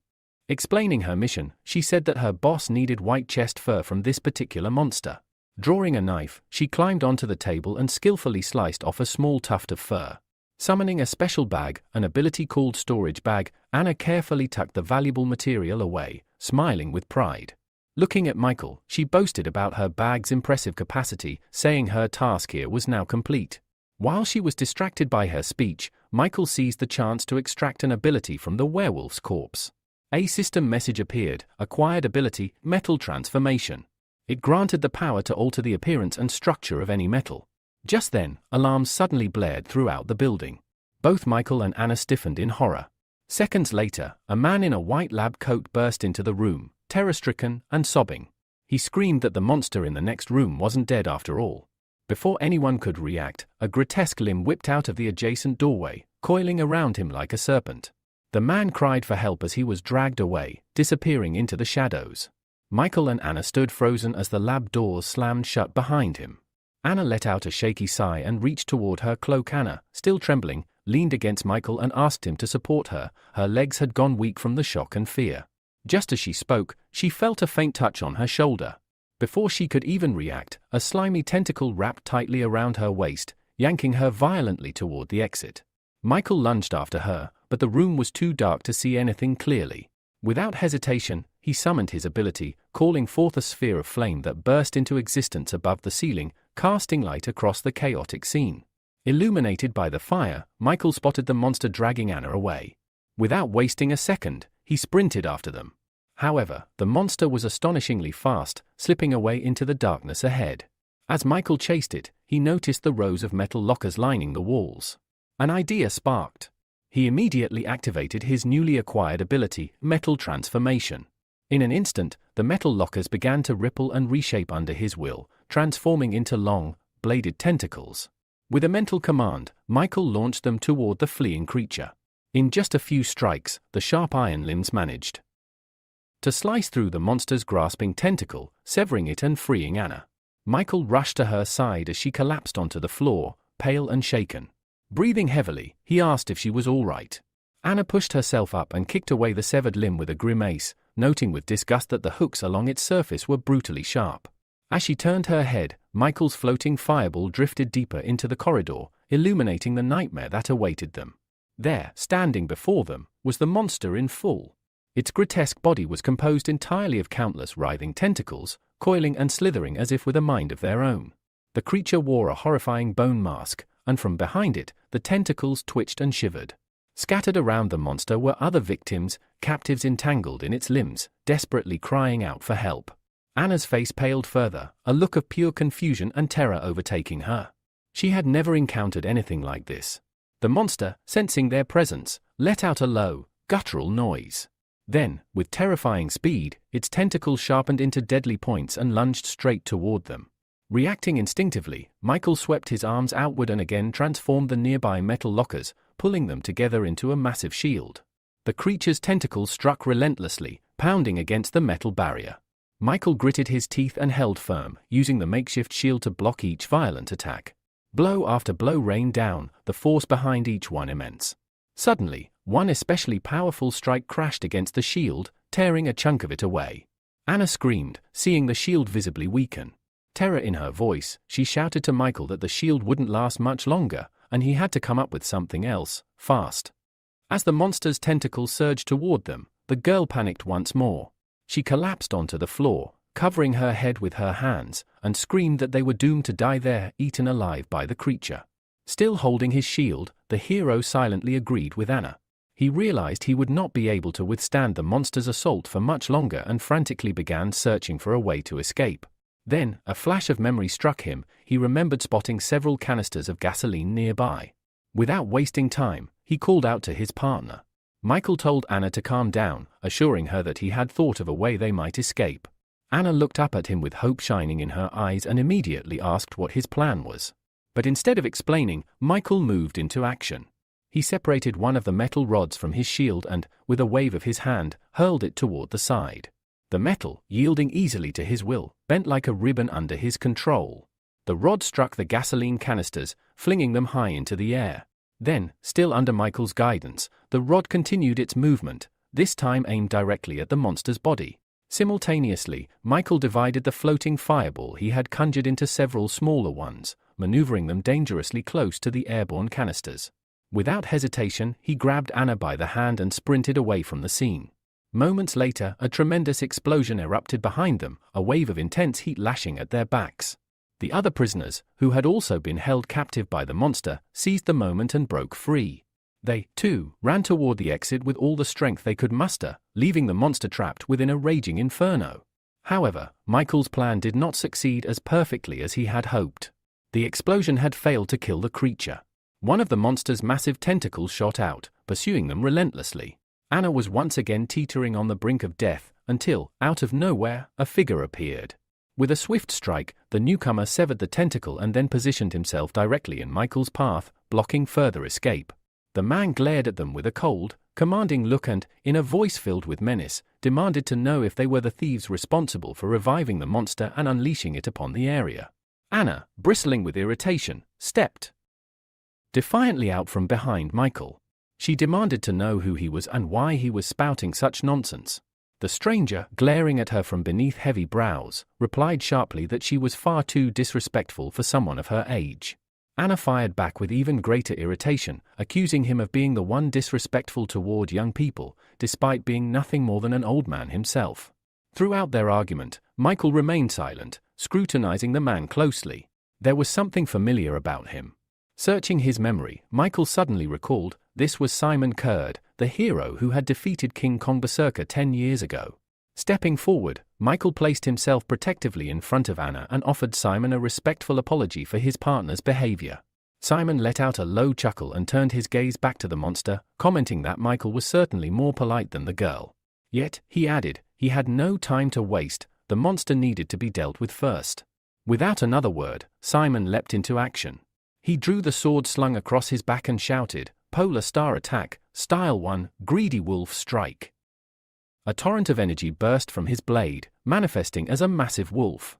With just a few swift slashes of its claws, the spectral wolf severed several of the monster's tentacles before disappearing as quickly as it had appeared. Michael and Anna watched in stunned silence.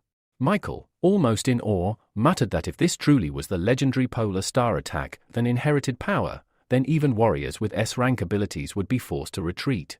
Enraged by the loss of several limbs, the monster roared and attacked Simon again, launching its tentacles from every direction. Yet Simon remained unfazed. He countered with the second style, North Star, Heaven's Hunger. In a breathtaking instant, his blade sliced the monster's body into hundreds of tiny pieces. But Simon did not stop there. To deliver the final blow, he unleashed the third style, or Water of Heaven. With this technique, he hurled his sword directly into the monster's bone mask.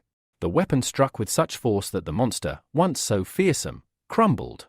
Having defeated the beast in mere moments, Simon landed gracefully back on the ground. Without hesitation, he retrieved his sword and immediately turned his blade toward Michael and Anna. It was clear Simon now intended to deal with them. Michael saw the fierce determination, the lethal intent, burning in Simon's eyes. Quickly, he raised his hands in a gesture of peace, trying to explain that they were not the ones who had resurrected the monster. Simon, however, was unconvinced. He declared that they seemed far too suspicious for him to simply trust their words. Anna, voice trembling slightly, called out to Michael. She asked in a hushed tone whether he thought he could defeat the old man standing before them. Michael turned to her, uncertainty clouding his eyes. The hero replied with regret that, unfortunately, defeating Simon was beyond his ability. He then asked Anna if she truly expected him to succeed against such an opponent. Anna shook her head and smiled, saying she simply wanted to lend him a weapon. Without warning, she handed him something, and before Michael could even react, armor swiftly wrapped itself around his entire body. Meanwhile, Anna turned and sprinted away, calling over her shoulder that the armor was crafted from the materials of a B-rank monster. It should offer him reliable protection, at least for a short time. At that very moment, Simon launched another sudden attack, a brutal reminder of his presence. The assault was so swift that Michael could only instinctively step back and shield himself with his right hand. Behind the rooster mask, his eyes widened in shock. The armor had withstood the blow from a hero of Simon's caliber. Simon showed no intention of letting up. Driven by the desire to eliminate his opponent, he unleashed a relentless barrage of attacks. Yet, Michael managed to dodge each strike by the thinnest of margins. Realizing he couldn't last like this forever, he made a desperate move. He activated his brain overload ability, hoping it might tilt the odds in his favor. To his astonishment, it worked. Simon's movement seemed to slow, allowing Michael to read his attacks more clearly. Although this improvement lifted Michael's spirits, he knew it would still not be enough to defeat a legendary swordsman like Simon. Noticing the brief hesitation in his opponent, Simon sneered and warned him to be more cautious in battle. Without giving Michael a chance to recover, he targeted an open spot and lunged forward. Michael stood frozen in horror. There was no way to dodge in time. His only chance was to maximize his human control ability. In an instant, Simon froze in midair, unable to move even a finger. His face twisted in shock as he looked at Michael, demanding to know how he had been paralyzed so easily. The effect, however, was fleeting. As soon as it wore off, Michael leapt aside, narrowly avoiding Simon's sword. Catching his breath, Michael called out that if he had not used that ability, he would already be dead. Furious, Simon charged again, shouting that cheap tricks were all thieves could manage. Michael knew that relying on the human control ability again would drain him too much. He needed another tactic.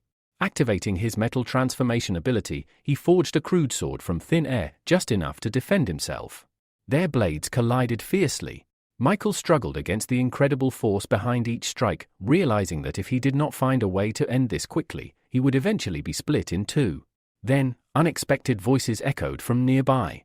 A group of men, strangers to Michael, watched the battle with amazement. They marveled that someone was able to stand against the legendary Simon Kurd. Some speculated that Michael must be the A-rank hero from the 6th God of Weapons zone. Hearing this, Michael frowned. He had never heard of any God of Weapons before. His train of thought was cut short as Simon's voice rang out. With a smirk, Simon declared that judging by Michael's skill and attacks, he wasn't a thief after all. He then sheathed his sword. Turning his sharp gaze toward the onlookers, Simon ordered them to leave the corpse processing area at once. He needed a private conversation with the young man who had stood against him. Anna and the others, still shaken from the battle, hesitated. One of the rescued captives asked nervously if they were truly allowed to leave. But when they met Simon's cold, commanding gaze, they wasted no time, fleeing down the corridor without a second glance. Anna called back, shouting that she would wait for Michael outside and wished him luck. When the area finally cleared, Michael turned to Simon and asked what he wanted to discuss. Simon's demeanor grew serious. He said he knew for certain that Michael was not the God of Weapons, his skills were far inferior. The only similarity between them was the ability to control metal. Simon's sharp eyes missed nothing.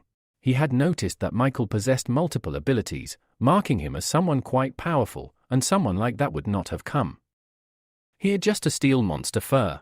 Simon's expression darkened. He asked, in a grave tone, whether Michael had come in search of the world's secret. Michael had no idea what Simon was talking about. He had never even heard of such a secret. But sensing an opportunity to gather information, he nodded and answered truthfully that he had indeed come in search of the world's secret. The sincerity of his reply seemed to make Simon pause. Simon burst out laughing, saying that he liked ambitious young people and would tell Michael everything. Michael was taken aback by how easily the man trusted him, but it worked in his favor, so he remained silent and listened carefully. With pride swelling in his voice, Simon revealed that the true purpose behind the creation of the center was to open a one-way tunnel to the monster world, the so-called White Hole. He explained that 15 years ago, the White Hole in their city, City L, had been discovered. In response, the Hero Association dispatched a small squad of high-ranking heroes with a mission to infiltrate the monster world. Simon himself had been among them. His voice grew heavy with sorrow as he recounted the grim tale. During that mission, many S-rank heroes lost their lives. In the end, only Simon and 2 others survived, and that was only because they had been willing to risk everything. Pointing toward the furnace where the scarlet flames blazed, Simon explained that each monster corpse processing center had been built on one of the Earth's weakest points. By continuously burning monster corpses at these sites, they kept the White Hole open, sustaining a fragile bridge to the monster world and beyond. After absorbing all of this, Michael glanced at the freshly killed monster's body and asked why it had come back to life.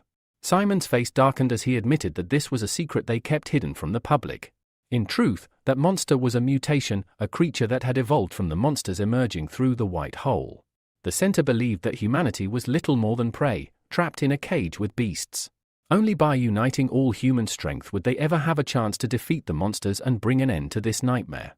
Finishing his story, Simon turned and waved dismissively. He told Michael that he was free to go, regardless of which organization he belonged to. He reminded him that, above all else, he was still an important part of humanity. Meanwhile, tension simmered within the center's upper ranks. Katerina was furious. Simon's reckless behavior had long been a problem, but sharing classified secrets crossed an unacceptable line. Sitting beside her, a calm man, Jacob, reasoned that even if Simon had stayed silent, the truth would eventually have leaked out. It was impossible to keep such monumental secrets contained forever. Katerina sighed heavily and turned, asking if preparations for the video conference were complete. The next moment, dozens of windows lit up, showing the faces of participants from various places. A female voice announced that over 25 people were attending, and all conditions for discussing an S-rank matter had been met. Katerina and Jacob listened attentively. Once the report concluded, Jacob nodded and stated that it was time to begin. They would finally reveal the truth to the associations representing the highest-level heroes, those exceeding even A rank. At his words, a flash of fear crossed Katerina's face. She wasn't sure if humanity was ready to hear what was coming. Meanwhile, Michael visited his sister in the hospital. Sitting beside her bed, he quietly shared that he had learned a terrible secret that day. His mind drifted back to the memory of walking out of the corridor into the common area, where workers had already gathered. They stared at him, whispering in confusion, unable to understand why only he had emerged from inside. Anna rushed up to him, visibly worried. She hesitated before asking if he was all right. Michael froze, realizing he could not afford to reveal his abilities. Taking a cautious step closer to her, he asked her to look him in the eyes. Anna blinked in confusion but did as he asked. That moment was all Michael needed. Activating his human control ability, he cast her into a trance. Mentally, he ordered her to forget seeing him use any fire or metal-related powers. He also made her forget that he had brought her the armor, and added that he owed her 10,000,001. With a snap of his fingers, he released her. Anna jolted back, blinking in confusion. Smiling awkwardly, she said she was relieved he was okay, then hastily made an excuse about curfew and ran off. Michael smiled fondly at the memory, remarking to his sleeping sister that Anna reminded him so much of Lucia, sweet, caring, and just as obsessed with money. Gently stroking Lucia's cheek, Michael whispered with hope that once he achieved his revenge, he would find a way to wake her up. He stayed with his sister until late into the night, until the nurses announced that visiting hours were over. Reluctantly, Michael left and returned home. There, he threw himself into critical preparations for his upcoming meeting with Austin, using his metal transformation ability to forge what he would need for the battles ahead. Back at home, Michael finished his final preparations. On his right middle finger, he attached a homemade stellar absorption ring. In his free hand, he held a small jar containing a shimmering blue liquid, the so-called ability medicine. Michael needed a way to hide his true powers, and these 2 items would serve as perfect tools to deceive Austin. He also had a special mask prepared for this operation, a snake-themed mask. Taking it in his hands, he put it on, then activated his transformation ability, instantly changing into a different outfit that matched the mask. This identity, known simply as a snake, would possess a C-rank electricity manipulation ability, and if necessary, could also wield fire attacks. Michael had a grander vision in mind. He intended to create an entirely new organization, a group composed of his many alternate personas. It would be called Judges, and its mission would be to pass judgment on fallen heroes. With Austin providing funding, Michael was confident there would be no obstacles to establishing this secretive organization. The next morning, Michael headed to the meeting place. Austin had been waiting there since dawn and, exhausted, had fallen asleep right on the ground. As Michael approached, he nudged Austin's side with his foot, waking him up. The boy jolted upright, blurting out threats, but as soon as he recognized the mask and cloak, his anger vanished, replaced with a sheepish, guilty look. Michael simply sighed and thanked him for coming. In response, Austin threw himself at Michael's legs, clinging to them desperately. With pleading eyes, he promised that if Michael could grant him an ability, he would repay him with anything he desired: money, women, status, whatever he wanted. Michael frowned in disgust and shook him off, stating coldly that he had no interest in any of those things. He then told Austin that obtaining an ability was simple, all he had to do was look him in the eyes. As their gazes met, Michael immediately activated his human control ability, expecting Austin to fall under his influence.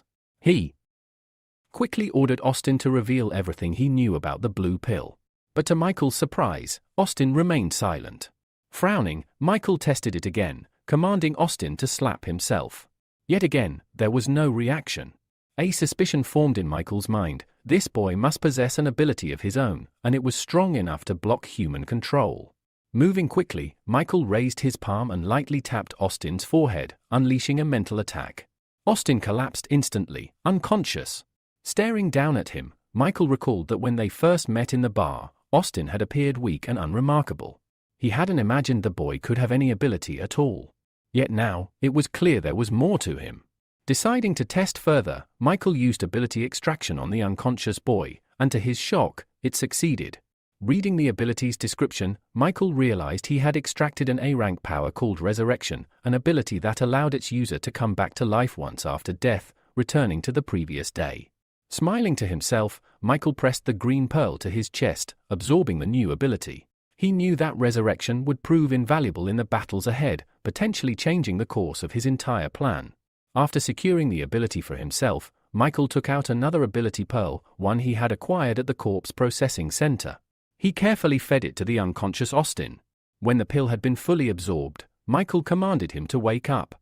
Austin shot upright, dazed and confused, asking how he had fallen asleep without even realizing it. Michael waved it off, saying that he was simply exhausted and needed the rest. Next, Michael showed him the ring he was wearing. Seeing Austin's puzzled expression, he explained that it was a stellar absorption ring, crafted by their organization. With it, Austin would be able to steal ability factors from other people. Austin's eyes widened in shock. Michael continued, pulling out the small bottle of blue liquid from his pocket.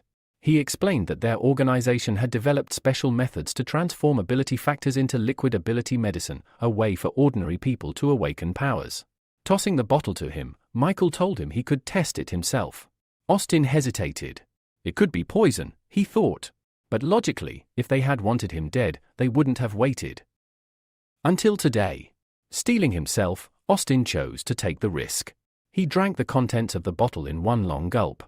The empty bottle slipped from his fingers and shattered on the ground. Almost immediately, Austin clutched his head, writhing in agony as searing pain tore through his entire body. As Austin writhed from the burning sensation coursing through his body, he looked up at Michael in confusion and demanded to know what he had done to him. Behind the snake mask, Michael hid a satisfied smile. He calmly told Austin that soon, he would experience the true power of abilities. Austin pulled his palms away from his face, trembling. He said his whole body felt like it was on fire. Michael silently watched as the transformation unfolded, even though the truth was, the blue medicine had nothing to do with it.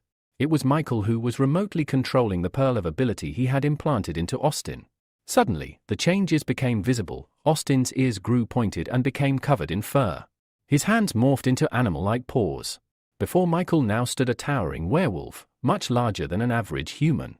Furious and terrified, Austin demanded to know what was happening to him. Michael explained that he had granted him the ability to transform. He was now a werewolf. Staring at his clawed paw in disbelief, Austin hesitantly asked, his brother could transform into a dragon, who was stronger now? Michael responded bluntly. His brother's dragon transformation was an A-rank ability, while Austin's werewolf form was merely E-rank. At this, Austin exploded with anger, shouting about the massive 3-rank difference. But Michael quickly soothed him, explaining that Austin had only just joined the organization, and for now, they could only grant him F-rank medicine. Michael had, in fact, upgraded it slightly for him to E-rank. Hearing this, Austin's anger melted away into admiration. Looking at Michael with sparkling eyes, he seemed utterly devoted. Michael sighed internally. Even though Austin now looked like a fearsome werewolf, his behavior was closer to that of a clumsy, oversized husky. Seeing an opportunity, Michael continued, explaining that since they would be working together, he had made a special exception for him. Hearing this, Austin's mind raced with dreams of one day becoming stronger, stronger even than his father. Overwhelmed, Austin suddenly knelt down and hugged Michael tightly, calling him father and begging if he could receive A-rank medicine too. Startled, Michael tried to pry himself free and asked why Austin was calling him father. Tearfully, Austin replied that he would call him Godfather because he had never met anyone who treated him so kindly. Commanding Austin to release him, Michael then took a few steps back and explained firmly, regardless of what Austin called him, A-rank medicine was only given to those who completed enough missions according to the organization's rules. Once Austin nodded in understanding, Michael began explaining the structure of their secret group. Their organization was called Judges, created by a mysterious and powerful leader. Beneath the boss were 12 Zodiac-themed leaders, and Michael, under the identity of Rooster, was one of them. Eagerly, Austin asked just how powerful the boss must be if someone as strong as Michael was only a subordinate. Michael warned him not to speculate. Their boss was secretive and rarely appeared in person. Still buzzing with excitement, Austin asked how he could quickly rise through the ranks. Michael assured him that he had already prepared Austin's first mission. Pointing directly at the transformed werewolf, Michael explained, using his identity as the young master of the Olympus Company, Austin would need to investigate the mysterious blue pill. Austin, puzzled, asked what was so special about this pill. Michael explained that it supposedly could drastically enhance a person's strength, which was why he had come to this city to uncover the forces behind it. Hearing this, Austin's eyes lit up with wonder. A pill that could increase strength sounded like a miracle. However, seeing Austin's excitement, Michael sternly slapped him on the head and warned him not to get any dangerous ideas. He then told him about a real incident. A hero who had used the blue pill had ended up accidentally harming an innocent person. As he finished, Austin's werewolf form receded, and he returned to his human appearance. Rubbing his sore head, he asked who this careless hero was. Michael calmly answered, it was the A-rank hero known as the Ice Adventurer, from none other than the Olympus Company. Austin's jaw dropped in shock. He couldn't believe it. The proud, seemingly invincible Ice Adventurer was actually a drug user. Yet that shock soon turned into delight, sensing opportunity. Michael then told him that once he found valuable information, they would meet again. As a reward, Austin would be granted a D-rank ability. Pressing a hand to his heart, Austin swore he would do his best. Satisfied, Michael turned to leave. But after a few steps, he paused, realizing he had forgotten to mention a critical detail. Turning back, he warned Austin the effect of the medicine he had taken would only last for 1 week. He had to complete his mission before the week ran out. Hearing this, Austin's confident expression froze. The ticking clock shook him deeply as Michael disappeared into the distance, leaving the boy alone, the weight of the task pressing heavily on his shoulders. After leaving Austin behind, Michael found an empty alleyway where he changed out of his disguise and into his everyday clothes. Today was his day off, and he decided to take it easy. Grabbing a cold cola from a nearby vendor, he wandered through the busy city streets, enjoying the simple pleasure. As he passed a newspaper stand, something caught his eye, an advertisement posted on the side. Curious, Michael stopped to take a closer look. His eyes widened in shock. The poster announced that Anacott was searching for a young man dressed in a black cloak and wearing a white rooster mask. A phone number was listed below for anyone with information.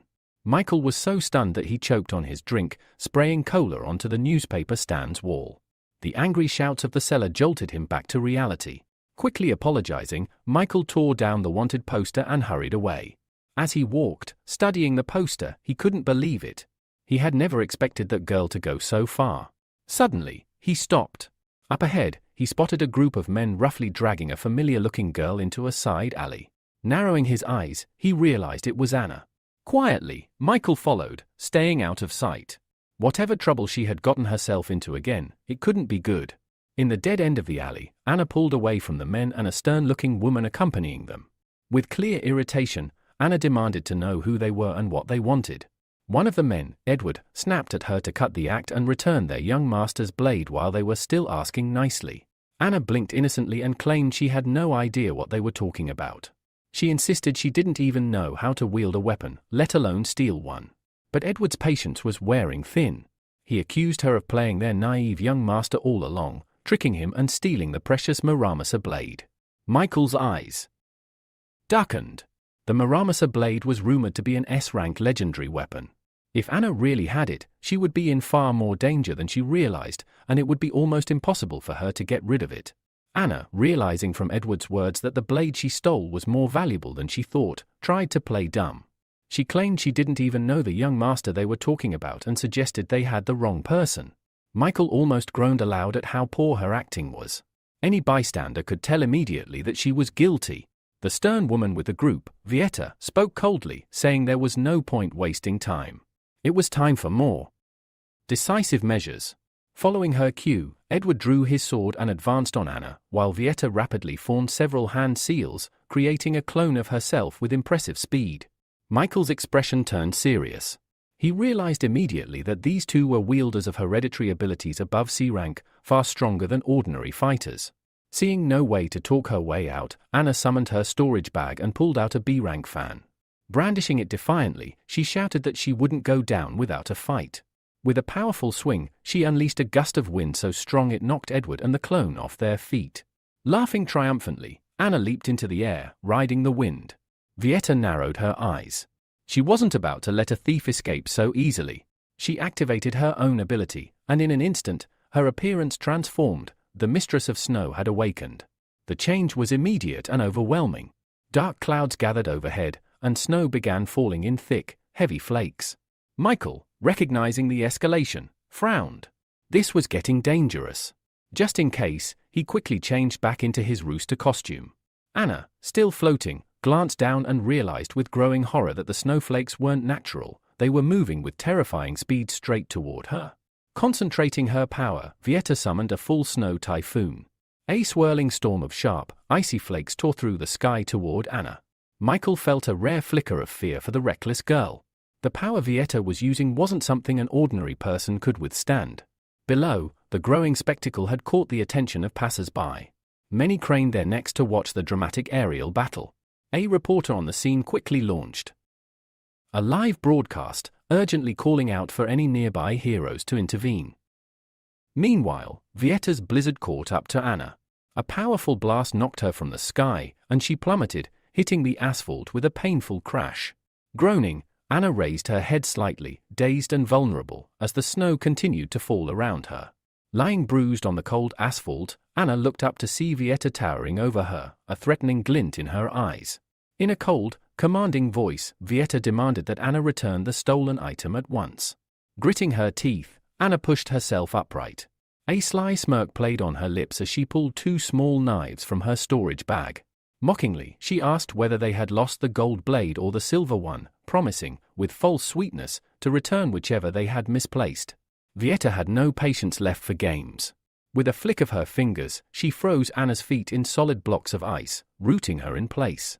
Her tone dropped even lower, warning that if Anna didn't start answering honestly, she might find her frozen legs shattering into tiny pieces. But Anna's defiance didn't waver. With confidence flashing in her eyes, she declared that she would never fall for such cheap tricks. Reaching back into her bag, she pulled out a long blade, claiming she had won it fair and square and wouldn't give it up so easily. Then, in one swift motion, Anna hurled the blade over Vieta's shoulder toward the watching figure behind her. Laughing, Anna shouted that she was gifting the weapon to Michael, completely free of charge. Michael, still disguised as the rooster, casually caught the blade midair. He chuckled and praised Anna's clever thinking. But when he examined the weapon, his smile quickly turned into a scowl. With a sharp bark of irritation, he said that nobody would want such a worn-out, flimsy piece of junk, even if Anna paid them to take it. Anna pouted and protested that was exactly why she had stolen it. She never imagined a worthless blade would cause this much trouble. Realizing that Anna's partner, Michael, had been hiding among the crowd this whole time. Vietta's eyes flared with fury. She ordered her men to attack. In an instant, the air filled with shurikens as numerous clones lunged at Michael from all sides. One of the men, Paul, shouted confidently that no one had ever survived their assault. Michael, however, remained completely still. All the while, he could feel the blade Anna had thrown absorbing his energy. And though this unsettled him, he was curious to see just how valuable this so-called legendary blade really was. Then, something strange happened. Without warning, Michael's body began to move on its own. His hands gripped the blade tighter, and in two clean, instinctive swings, he effortlessly cut through every single clone around him. The original attackers didn't fare any better. They collapsed in stunned disbelief, the shock plain on their faces. Michael himself stood in the middle of the chaos, genuinely confused. He hadn't consciously moved. Something inside the blade was guiding his actions, and he had no idea what was happening. Edward crept up behind Michael, blade raised high, fully intending to end his life in a single strike. But at the last moment, Michael managed to leap aside, narrowly avoiding death. As he gripped his sword tighter, a strange phenomenon began. Purple aura started leaking from the blade. Within seconds, the aura became visible to the naked eye, trailing behind him like purple flames. Violetta's eyes widened in shock at the sight. In an instant, Michael vanished from her view, only to reappear right beside Edward, delivering a fatal blow. During this attack, he made contact with Edward without being noticed and successfully extracted an ability from him. It was the 3 Styles, Sun Moon Blade, a C-rank ability that allowed him to activate his sword's true power and fight with enhanced strength. Suddenly, a tremor ran through Michael's body. He realized the sword had absorbed too much of his strength. It would be difficult to hold out much longer. Before he could recover, a barrage of Violetta's ice needles hurtled toward him. Turning around, he saw no path of escape. If he couldn't dodge in time, he'd be forced to rely on the revival ability he'd received earlier. Then, a powerful beam of green light flashed across the sky, stunning everyone. In the blink of an eye, all the ice needles disintegrated before they could strike. Michael recognized the beam's aura. It was the light of despair. Anna was equally stunned when she saw the figure stepping through the fading light. The lazy swordsman, Edgar, had arrived.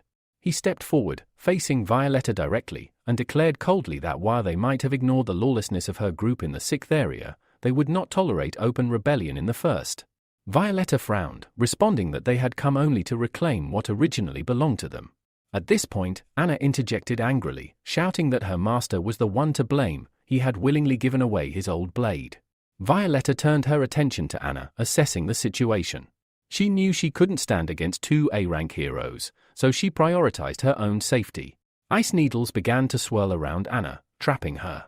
In a calm but stern voice, Violetta offered a bargain. If they returned what belonged to her clan, she would leave the city and release the hostage unharmed. Edgar laughed at her words, a smirk on his face.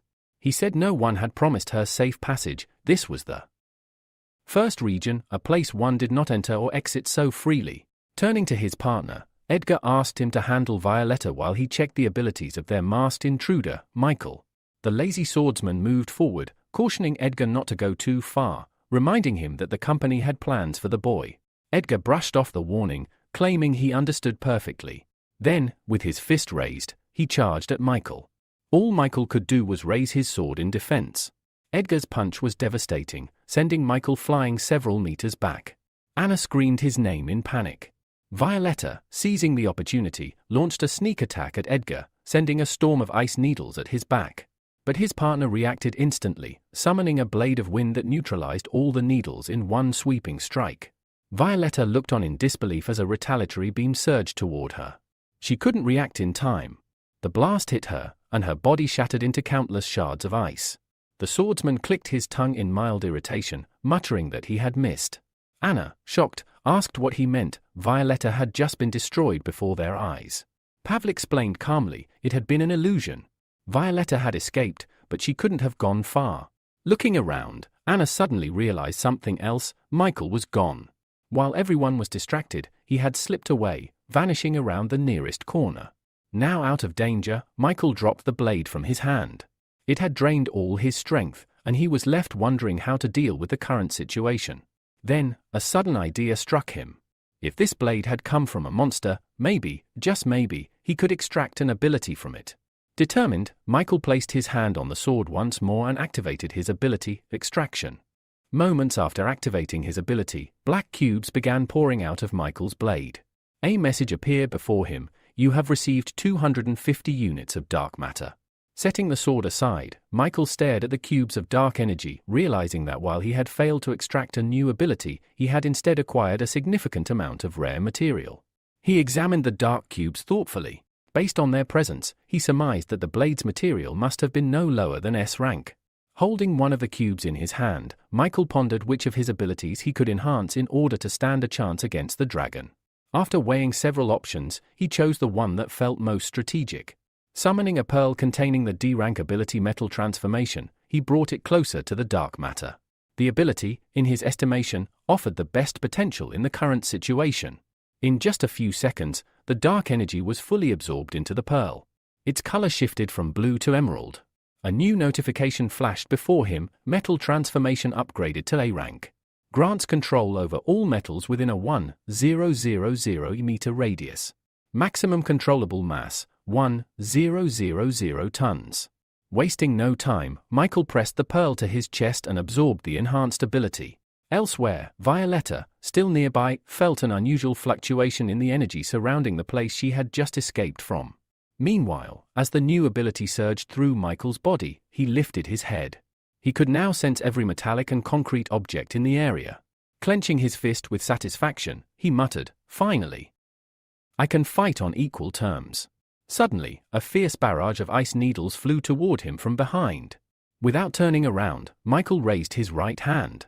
Above him, a swirling mass of scarlet flame began to form. The fiery vortex expanded and spun rapidly, intercepting the ice needles and instantly melting them into water. The backlash of heat and force even threw Violetta backward. Despite being knocked aside, she refused to surrender. Rising to her feet, she extended her palm, preparing another attack. But Michael calmly advanced, the fiery vortex still spinning protectively at his back. No matter what she threw at him, nothing reached him. Her expression twisted into confusion. She couldn't understand why her attacks weren't landing. Seizing the moment, Michael dissolved the fiery shield and launched several firebolts in her direction. The flames twisted mid-air, transforming into burning chains that wrapped around her body and lifted her into the air. Suspended, Violetta shouted in anger, demanding to be released. But Michael ignored her protest. "I'll be gentle," he said dryly, "since you're a girl." With that, he placed his hand against her chest and activated Extraction. An emerald-colored pearl emerged from her body. Michael examined it. The ability, Ice Mistress, A rank, granted the power to summon a snow woman for combat support. Even more surprisingly, the user could choose to merge with a divine entity, temporarily fusing with a god. Michael raised an eyebrow.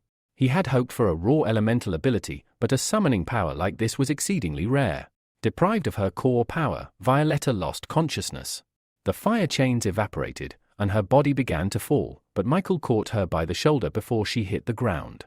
At that moment, Pavel and Edgar arrived. A strange grin crossed Pavel's face.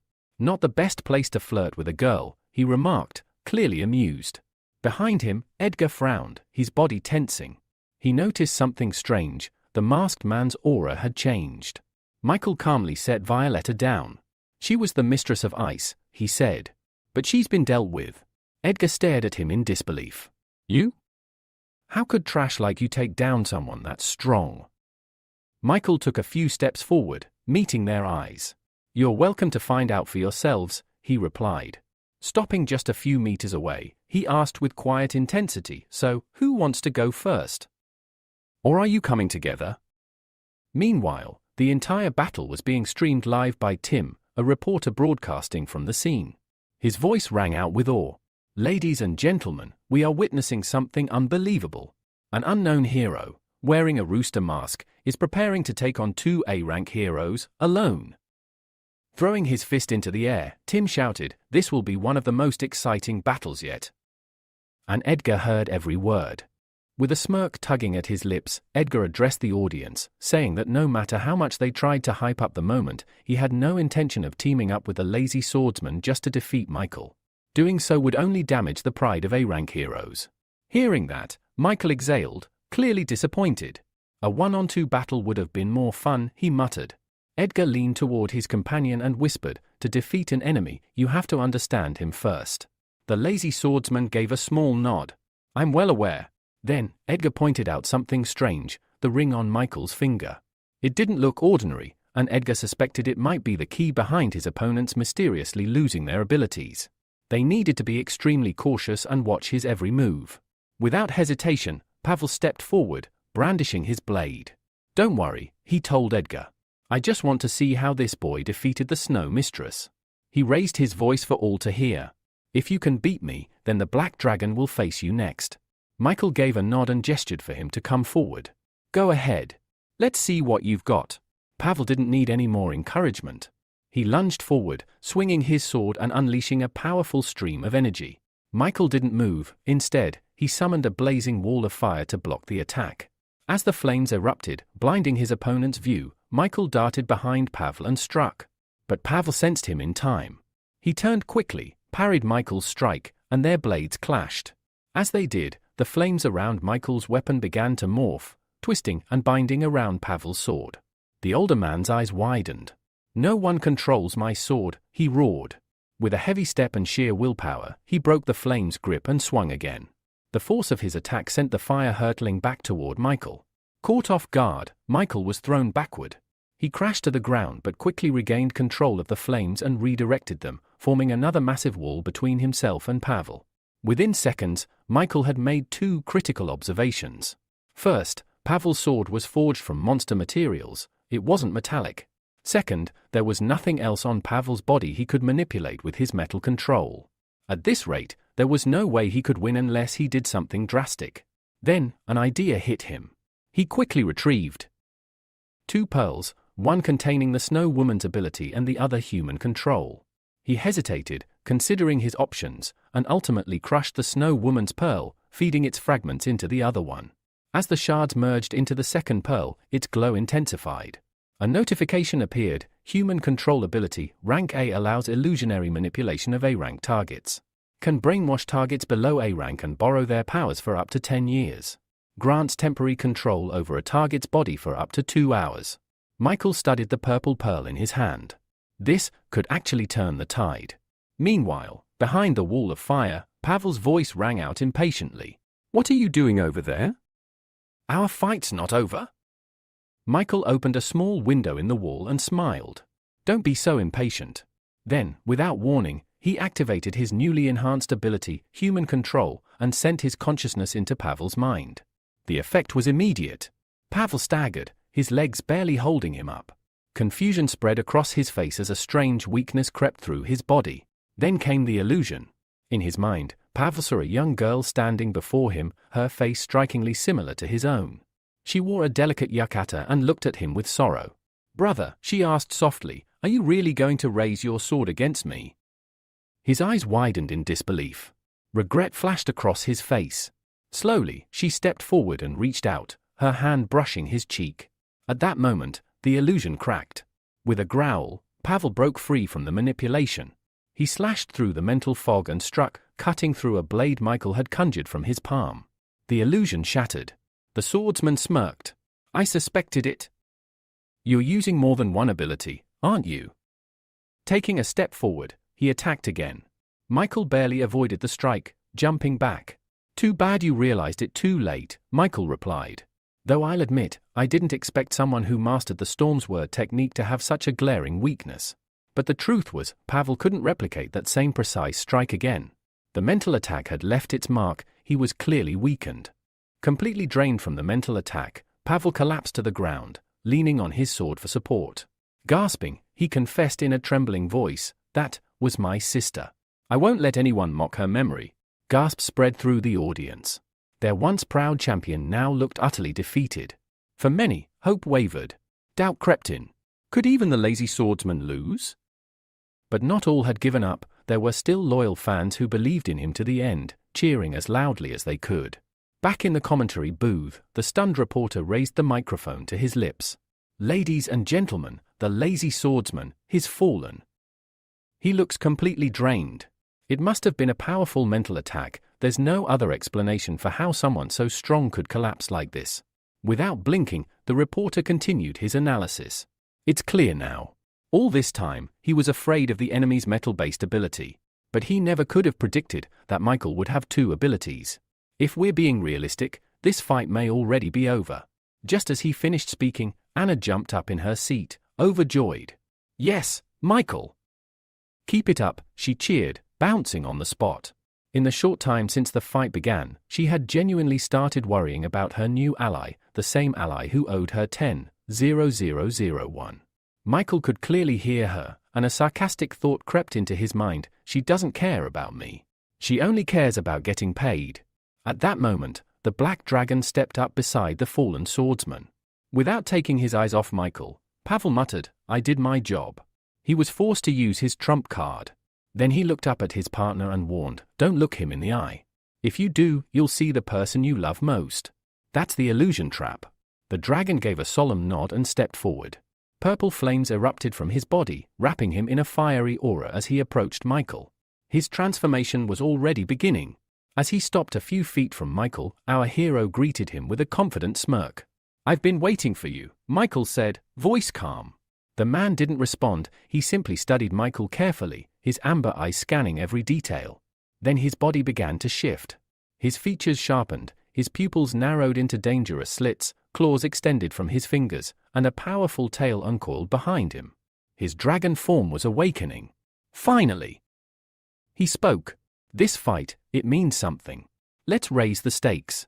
"A bet." Michael raised an eyebrow. "I'm listening. What are you putting on the table?"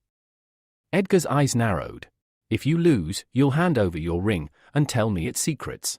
Michael extended his hand, showing the ring on his finger with a grin. "If you want it that bad, come and take it." But inside, he was pleased. Perfect, he thought. Everything I've done so far was to draw attention to this ring. I needed them to notice it. Edgar accepted the challenge without hesitation. In a flash, he was airborne, his knee already flying toward Michael's chest. The surprise attack left no time for reaction. Michael managed to throw up a metallic shield just in time. Edgar's knee slammed into it, denting it with raw force, but the dragon wasn't done. He vanished and reappeared behind Michael, landing a heavy blow to his back. Michael winced from the sudden pain, but before he could recover, Edgar struck again, this time sending Michael flying through the air. The audience was stunned. The reporter's voice cracked with disbelief. "Did you see that? The black dragon's speed, it's too much.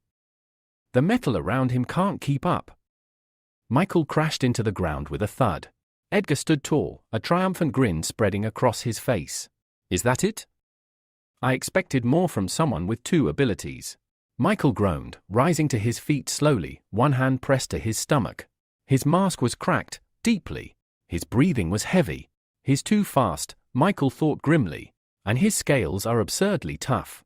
On top of that, he's got flame powers. Across from him, Edgar wasn't letting his guard down.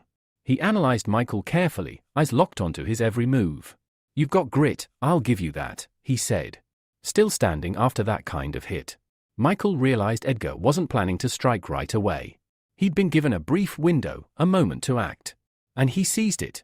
He raised his hand and activated his upgraded human control ability once more. The very next moment, horror twisted across the black dragon's face. In place of Michael stood someone else, his younger brother, eyes filled with tears, clutching his neck and desperately begging Edward to save him. The image was so vivid, so raw, that for a moment, Edward froze. Then Pavel's warning echoed in his mind, "Don't look him in the eye. He'll show you the person you cherish most." Rage surged within Edward. Clutching his head, he shouted, "How dare you take his form?" A furious roar erupted from his throat as he shattered the illusion in one devastating surge of power. In the blink of an eye, Edward transformed into his true form, a black flame earth dragon. Michael's eyes widened in surprise. His illusion had been broken almost instantly, and worse, it had only made his opponent angrier. The audience gasped, unable to believe what they were seeing. The reporter's voice cracked with excitement. "Incredible! We're witnessing something very rare, the second phase of the Black Dragon transformation. This only proves how strong the masked stranger must be to force his opponent to go this far." Consumed by rage, Edward launched himself at Michael.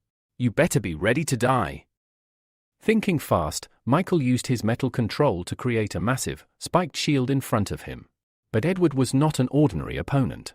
His entire body pulsed with dark energy, and mid-air, he transformed again, becoming a whirling cyclone of black fire and power. With a mocking tone, he scoffed, "You really think some spikes are going to stop me?" Michael, while surprised by the transformation, didn't falter. "If you want to kill me so badly, you'll have to catch me first." And with that, he launched himself into the air atop his metal shield, narrowly avoiding Edward's strike. But Edward wasn't letting him escape. "You won't get away," the dragon roared, soaring after him at full speed. Michael waited patiently. He knew the dragon would come closer. When the moment was right, Michael thrust his hand forward, and the metal around them responded. In an instant, chains of solid metal wrapped around Edward's limbs and torso, locking him in place mid-air. Edward looked stunned, only for a smirk to crawl across his face. "Did you forget about this?" Suddenly, his entire body ignited in black flames. The fire grew larger, fiercer, threatening to melt everything in its path. The reporter cried out. "It's the black flame. It's melted metal before, he could break free at any moment." Anna, furious, slapped the man beside her on the back of the head. "Don't doubt my brother. He's not just strong, his tactics are brilliant. He doesn't waste moves." Several minutes passed. The black flames finally began to die out. When the smoke cleared, the metal bindings were still intact. The audience stared in disbelief. Michael smiled to himself. So the B-rank fireproof shield was worth it after all. Even the mighty black flame dragon hadn't been able to burn through it. But Michael wasn't done yet. It was time to move to the final phase of his plan. Suddenly, all around the battlefield, anything metal, cars, trash bins, lampposts, began to rise into the air. High above them all, a massive block of metal took shape. Edgar looked up, eyes wide with dread as he realized what was coming. Michael slowly lowered his hand. "Let's end this." The enormous metal boulder echoed his gesture and began its descent, falling faster and faster toward the frozen dragon. All across the arena, people leapt to their feet and ran for cover. The sheer size of the falling metal sent shockwaves of panic through the crowd. The black dragon stared death in the face, unmoving, knowing he could not escape. So this is how it ends. With a deafening crash, the metal cube slammed into the earth, sending giant clouds of dust billowing into the air. Even Anna and the reporter had to retreat to a safe distance as chaos erupted. When the dust began to settle, the reporter finally dared to raise his microphone. "And now that the dust has cleared, let's find out whether the black dragon has survived that blow, or not." Everyone stared at the colossal block of metal. The silence was thick. "There's no way anyone could have survived that," whispered a thought shared by many. Suddenly, a small flame flitted into the arena. It was the fire butterfly, trembling as it searched desperately for the black dragon. Her eyes glistened with tears. Then, another figure appeared behind her. A voice rang out. "Fly away! Now!" Startled, she immediately obeyed, fluttering off into the sky, leaving the battlefield behind. The mechanical hero narrowed his eyes and focused on the enormous metal cube. A moment later, twin blue laser beams shot out from his eyes, striking the surface of the cube with incredible precision. Deep cracks spread across the structure like spiderwebs. The crowd watching from a distance gasped, then broke into relieved smiles. If he was here, the legendary mechanical hero, then there was nothing left to fear. A few tense minutes passed. Finally, Gilbert managed to pull both the lazy swordsman and the unconscious black dragon out from beneath the rubble. Though bruised and battered, they were alive. Pavel, voice tinged with guilt, said he'd only managed to survive thanks to a protective wall of air. He expressed sincere regret that their company had been forced to lose face in such a dramatic fashion. Gilbert placed a reassuring hand on his shoulder. "It's fine," he said. "As long as we're alive, the rest doesn't matter." From behind him, Amelia peeked out and asked hesitantly, "Do you guys need help?" The lazy swordsman, still catching his breath, gave her a tired smile. "I'm fine." Then he glanced down at the unconscious dragon beside him. "But he's going to need it." Meanwhile, Michael had already returned home. On the way, he stopped by a pharmacy and picked up supplies. Now he sat alone, treating his cuts, bruises, and aching muscles. The pain was sharp and unrelenting. After about half an hour, he exhaled deeply and leaned back. Meeting the snow mistress and the black dragon, that was definitely not how I expected today to go. Shaking his head, he forced himself to focus on his main objective, the mysterious blue pill. He already had 2 solid leads. The first was the ice adventurer, whose case he'd passed along to Austin. The second was the B-rank hero known as Hot and Sour Noodles, who was set to hold a fan meeting soon. I'll have to attend that, he thought. Looking down at the dozens of painkiller bottles on the table, Michael came to a hard conclusion. This kind of danger, it's not something I can share with others anymore. If he kept living with roommates, they'd eventually get dragged into his mess. Suddenly, a familiar voice cut through the silence. Why does it smell like medicine in here? Michael flinched and barely stopped himself from yelling in surprise. Valeria stood nearby, frowning. Her eyes scanned the room and locked onto the medical supplies. He forced a nervous smile. I bumped my foot on the corner of the table. Had to rub some ointment on it. She raised an eyebrow, clearly not buying it. Michael quickly looked away, and just then, Diana and Marina entered the room. Seeing them all together, he decided it was time. Since you're all here, I wanted to let you know that I'm moving out. The word stunned the girls. Valeria blinked in disbelief. What? Resting his elbows on his knees, Michael explained, when I first moved in, I didn't have the money for anything else. But now that I've been promoted and my salary's gone up, I figured it was time. I just don't feel comfortable living with a bunch of girls. Marina's expression changed. Pointing at Valeria, she asked, then what about her? What's going to happen to her? Michael scratched the back of his head. We don't really have anything in common. Why would you ask that? Valeria's lips tightened.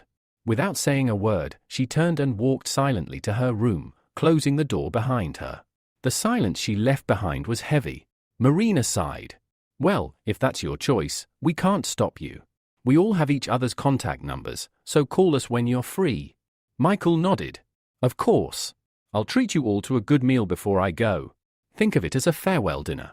Suddenly, slam. Valeria's bedroom door echoed through the apartment, causing everyone to jump. Michael frowned. He hadn't expected such a strong reaction. What did I say wrong? For a few seconds, no one said anything. Then, breaking the silence, Michael suggested, if we're going to eat, we might as well go together. That's when Marina finally snapped. Stepping forward, she asked angrily, why, Michael? Why does a beautiful, kind girl like Valeria not deserve to be with you? Why are you treating her like this? After voicing her frustration, she exhaled slowly, trying to calm down. Then she turned away. Handle things with Valeria. We'll eat after that. And with that, Michael was left alone in the living room, staring at the floor. He knew what he was doing. He wanted to distance himself from Valeria, for her sake. If she stayed close, she'd only get hurt. But the guilt still gnawed at him. After a few minutes of silence, he got up and walked quietly to her room. He knocked. From inside, her voice came, soft but tense. Come in. She was lying on the bed, facing the wall, not even bothering to look at him. Michael stepped inside and stopped near the doorway. He wanted to apologize, but the moment he said I'm sorry, Valeria cut him off. Why are you apologizing? She asked sharply. You didn't say anything wrong, right? After all, we have nothing in common. When Michael said those words, he hadn't meant them the way they sounded. But Valeria's eyes widened, and then, with tears forming, she abruptly sat up in bed. Just be honest, she snapped. You don't like me, do you? Michael took a careful step forward, trying to explain. You've misunderstood. That's not what I meant, but his words only seemed to make things worse. Her brows furrowed, her voice trembled. Then what is it? She asked, hurt and bewildered. Is it because I'm ugly? Michael let out a heavy sigh and gently rested his hands on her trembling shoulders. Please, calm down. There was no anger in his voice. Only concern. He paused, then asked quietly, can't we just stay good friends? But instead of answering, Valeria repeated her question, her voice soft and trembling. So, you really don't like me at all? Michael hesitated. He looked into her tear-filled eyes and remembered everything he'd come to understand about her. Valeria's warmth toward him wasn't just affection, it was an escape. A way to fill the painful void left behind by her broken relationship with her family. To her, he had become a reason to believe she could be loved again. And yet, he had never properly responded to those feelings. She must think that I see her past as something shameful, he thought. The image before him of Valeria sitting there, eyes downcast and vulnerable, reminded him of a porcelain doll. Beautiful, but so fragile that the smallest mistake could shatter her completely. He couldn't do that to her. Not now. Michael opened his mouth to speak, but Valeria beat him to it. Maybe you're right, she said quietly, looking away. Michael blinked in surprise. What do you mean? Turning back to him, she explained, maybe I was rushing things.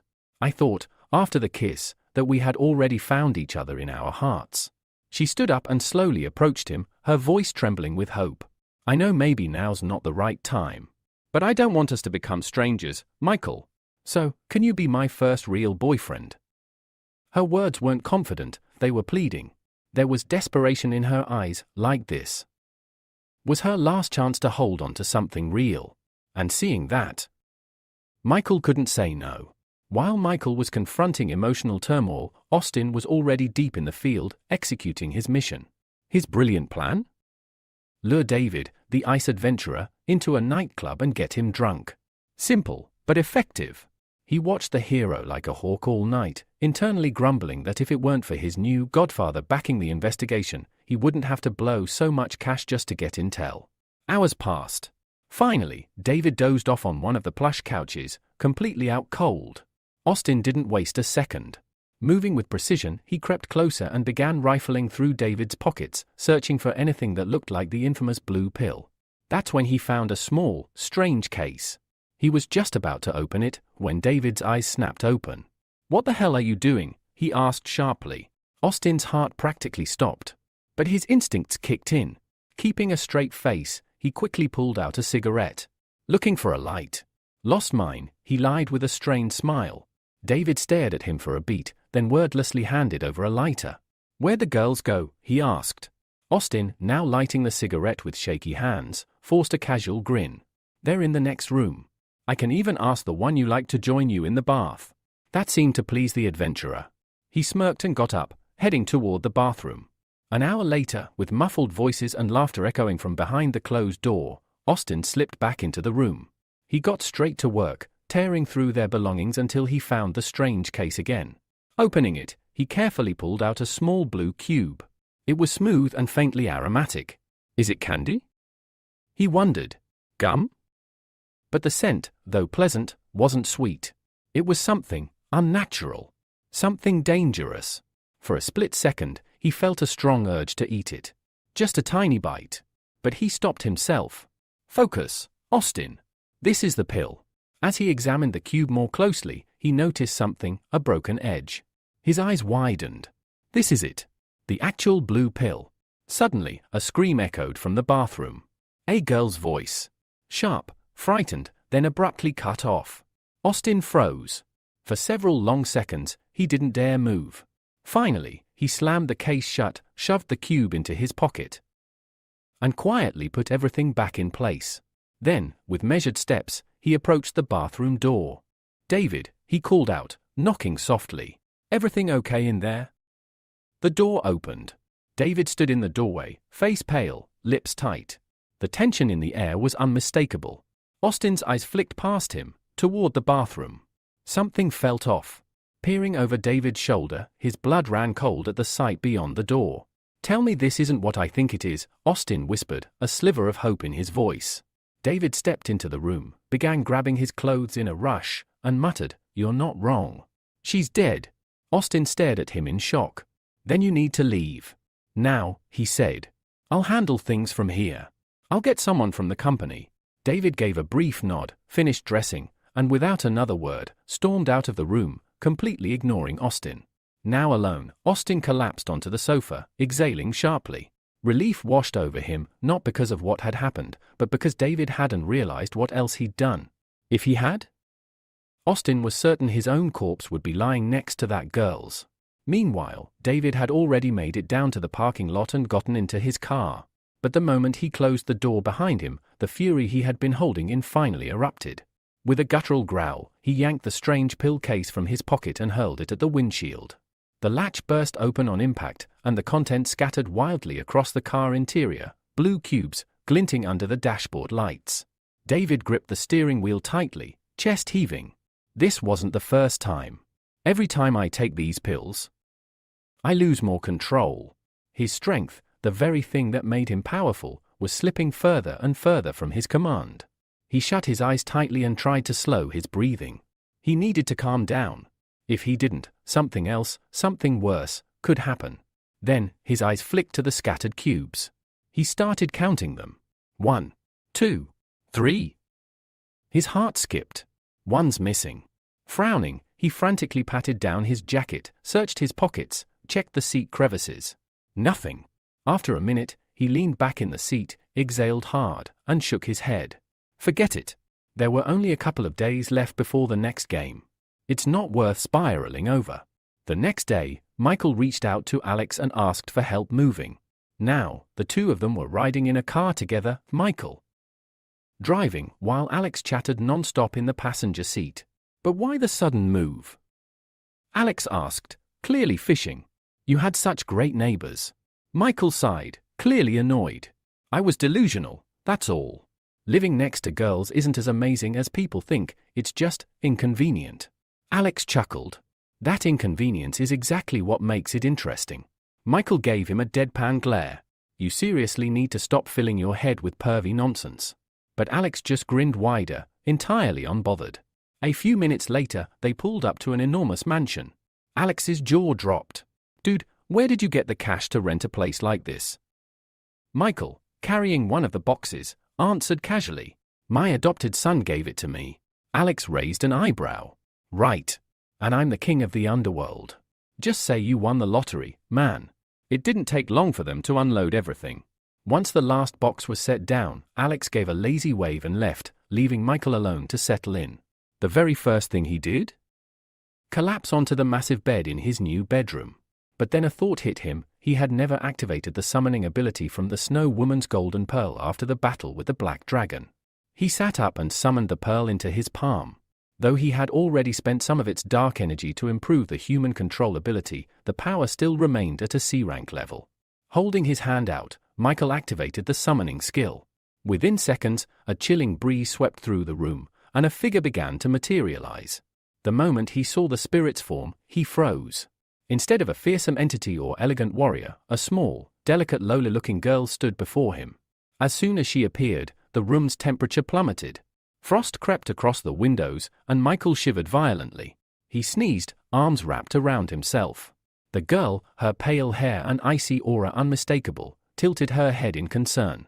Climbing onto the bed, she asked softly, "Are you all right, Master?" Michael panicked and began crawling backward, one hand raised in protest. "Stay back," he said firmly. But the girl simply smiled. "There's no need to be afraid. I won't hurt you, the temperature is just a little low, that's all." Michael stared at her with chattering teeth. A little is an understatement. Then, an idea struck him. He extended his hand and conjured a small tongue of flame above his palm. The snow spirit's eyes immediately lit up. "Fire, may I come closer, Master?" she asked, hope in her voice. Instead, Michael brought the flame toward her. To his surprise, she leaned in happily, her small hands reaching out to bask in the warmth. "Aren't you supposed to hate fire?" he asked, baffled. "I don't hate it," she replied sweetly. "I love warmth." Now sitting closer to the fire, the spirit gave him a soft, serene smile. "I'm lucky to have an owner like you." Michael stared at her in silence, processing her words and her presence. He realized then, the icy atmosphere she created was simply passive. Her presence might have chilled the room, but it wasn't actively harmful. If it had been, his flame wouldn't have lasted a second. Then, her eyes began to droop. Her body leaned toward him, her expression turning sleepy. "Master is very warm too," she murmured, resting against him. Michael tensed up immediately, unsure what to do. He wanted to move away. But as he glanced down at her peaceful face, her content smile, he hesitated. In the end, he sighed, grabbed the blanket, and gently wrapped it around the both of them. "This is the first and last time," he muttered. "Don't get used to it." But even as he said that, her quiet, happy breathing was already beginning to lull him into a strange calm. A few days later, the long-awaited day finally arrived. From early morning, a massive crowd had gathered around a giant stage, fans buzzing with excitement, waving signs, and chanting with energy. They were all here for one reason, the hero of hot and sour noodles. Everyone was fired up, shouting their love for him in unison. And among them, dressed head to toe like a true superfan, was none other than Michael. He had wormed his way into the front rows, fully equipped in the standard get-up of any devoted supporter. But in truth, he wasn't enjoying it at all. Being shoved around, getting elbowed, and even yanked by the hair, it was hardly a pleasant experience. Still, he endured it. After all, he needed to get close. Suddenly, a girl appeared on stage. Flashing a bright smile, she greeted the crowd. "Are you ready?" she shouted. "Because the hero of spicy and sour noodles is." The crowd roared in response. Yes, they were ready. The presenter cupped a hand to her ear. "What? I can't hear you." That only made the fans scream even louder. Then, with a blast of colorful confetti, the stage exploded into action, and he appeared. The legendary hero stepped out, cape fluttering, voice booming, "Have no fear. You are safe now. The enemies will be crushed by my iron fist." The fans went wild. Michael was barely able to stay on his feet. One overly enthusiastic fan shoved him hard, knocking him off balance. He teetered, arms flailing, about to fall onto the stage itself. His eyes widened in horror. But then he felt a strong pair of arms catch him mid-fall. Looking up, Michael found himself face to face with the very man he had come to see, Adam, the hero of hot and sour noodles. With a charming grin, the hero said, "You should be more careful, buddy." Michael's eyes sparkled. It was a mix of awe, gratitude, and disbelief. Scrambling to his feet, he bowed slightly. "Thank you. I'm Michael." Adam shook his hand. "Pleasure's mine." But as their hands clasped, Michael subtly channeled energy. He had transferred something. A smile tugged at his lips. "I'm your biggest fan." The event went on for another 2 hours, with fans cheering, taking pictures, and waving goodbye as the show wrapped up. Later, in the dressing room, Adam had changed back into casual clothes and was walking to his car with Olga beside him. "That was a success," she said with satisfaction. Adam nodded. "Sure was. But shaking hands with so many people, exhausting. I just want a hot shower now." He opened the car door and climbed inside. "You go grab lunch," he told Olga. "I'll nap a bit before the evening show." She paused before shutting the door. "Are you sure you can handle this kind of schedule? You've been pushing too hard." Adam sighed but forced a smile. "I don't have a choice. I have to keep going. Just don't forget, clear my schedule next weekend. I want to be there for my daughter's birthday." The door shut. Alone in the silence of the car, Adam leaned his head back and exhaled heavily. The debt was like a black hole, bottomless. No matter how much he earned, it kept swallowing everything. For a moment, he even thought about going to the casino to try and win it all back. No. He shook the thought from his head. But then, a voice. "Isn't it tiring to live like this?" Adam's eyes flew open. There shouldn't have been anyone else in the car. Slowly, he turned and saw a familiar figure. A boy with a mask. The same one who had faced off against the Black Dragon and the Lazy Swordsman. "How did you get in here?" Adam asked, wary. Michael, still wearing the mask, didn't answer that. Instead, he said calmly, "Relax. I'm not here to fight. I just want to ask a few questions." Adam's expression tightened. He knew exactly who he was dealing with. A man capable of taking down high-ranking heroes alone. Fighting him now would be pointless, maybe even suicidal. So instead, he exhaled. "Fine. I'll talk. Just understand, me, the Black Dragon, the others, yeah, we're in the same company. But we're not equals. I've got nothing to do with what happened back then. So don't take it out on me." Michael's voice was calm. "You've misunderstood." His gaze sharpened. "I think you're the only one who can help me." Before Adam could respond, their eyes locked, and in that instant, Michael activated the human control ability. Everything around him blurred. In the next moment, Michael found himself deep within the subconscious of the hero of hot and sour noodles. One by one, windows began to materialize in the vast expanse of space. Each window held a different memory of Adam. Michael's gaze sharpened as he studied them, scanning each one carefully, hoping to find the clue he needed. And then, in the distance, he saw a figure, a man with a blurry face, holding something in his hand. The sight immediately caught Michael's attention. There, in the man's palm, was the blue pill, the very thing Michael had been searching for all this time. He focused, locking onto that memory. In the flashback, the mysterious man handed Adam the pill, promising that if he took it, his abilities would grow immensely. He would be able to reach the peak of his career, erase his debts, and finally return to his family. The promise was enough to ignite something inside Adam. His heart swelled with hope, and without hesitation, he stepped forward, demanding the pill. But the stranger raised an eyebrow. "I'll give it to you," he said, "but only if you give me something in return. Information, to be precise." Adam frowned, wary but desperate. "What kind of information?" The stranger's smile grew as he explained. He was interested in the secrets of heroes, and Adam had the connections to find them. There was no turning back. Adam sighed, knowing he had no choice but to cooperate. He began spilling whatever he knew, the words flowing in exchange for the pill. As Michael watched through the memory, he fast-forwarded through some of the exchanges. He saw the stranger and Adam meeting on several occasions, more than 5 times, discussing deals and trading information. In their most recent meeting, the stranger asked about a new ability possessor, someone Adam had heard about, someone who could erase the powers of others. This newcomer had defeated not only the Black Dragon but the Lazy Swordsman as well. The stranger's eye sparkled with interest. "Anything else? Any information about this person?" Adam admitted that he knew very little. The mysterious figure had kept a low profile, never revealing his true identity. All Adam knew was that he could erase abilities, but nothing more. The stranger seemed satisfied with this, rubbing his chin thoughtfully before tossing a bag of blue pills toward Adam. "Good," he said. "Get as much information as you can about this newcomer. I'll be waiting. And remember, it's for your daughter's birthday next week." Adam took the pills and nodded, though his mind was racing with questions. Michael, however, wasn't interested in lingering any longer in this memory. He could already sense the larger plan. The blue pills were meant to weaken heroes, to manipulate them, turning them into puppets controlled by this stranger. Michael left Adam's subconscious with a final, lingering thought about this mysterious figure's true motives. He came back to reality, his vision clearing. But when he looked around, he found himself alone. A few hours later, as the sun dipped below the horizon, Austin stood impatiently at a pre-arranged meeting spot, swatting away mosquitoes and growing increasingly frustrated. "I've been forgotten," he muttered, annoyed. Just as he was about to give up, a voice cut through the air. "Say that again." Austin whipped around, his eyes lighting up when he saw Michael approaching. With a grin, he ran to his so-called godfather and shouted, "I've been waiting for you forever."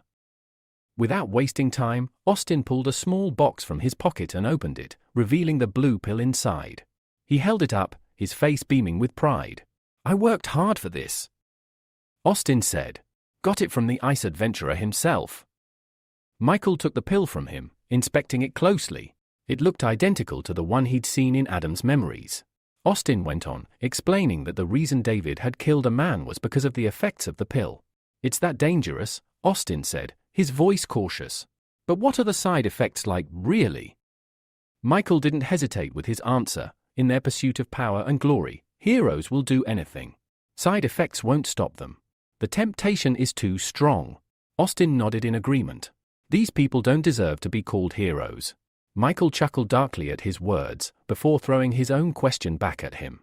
"What do you think real heroes should be like?" Austin stiffened, wariness crossing his features.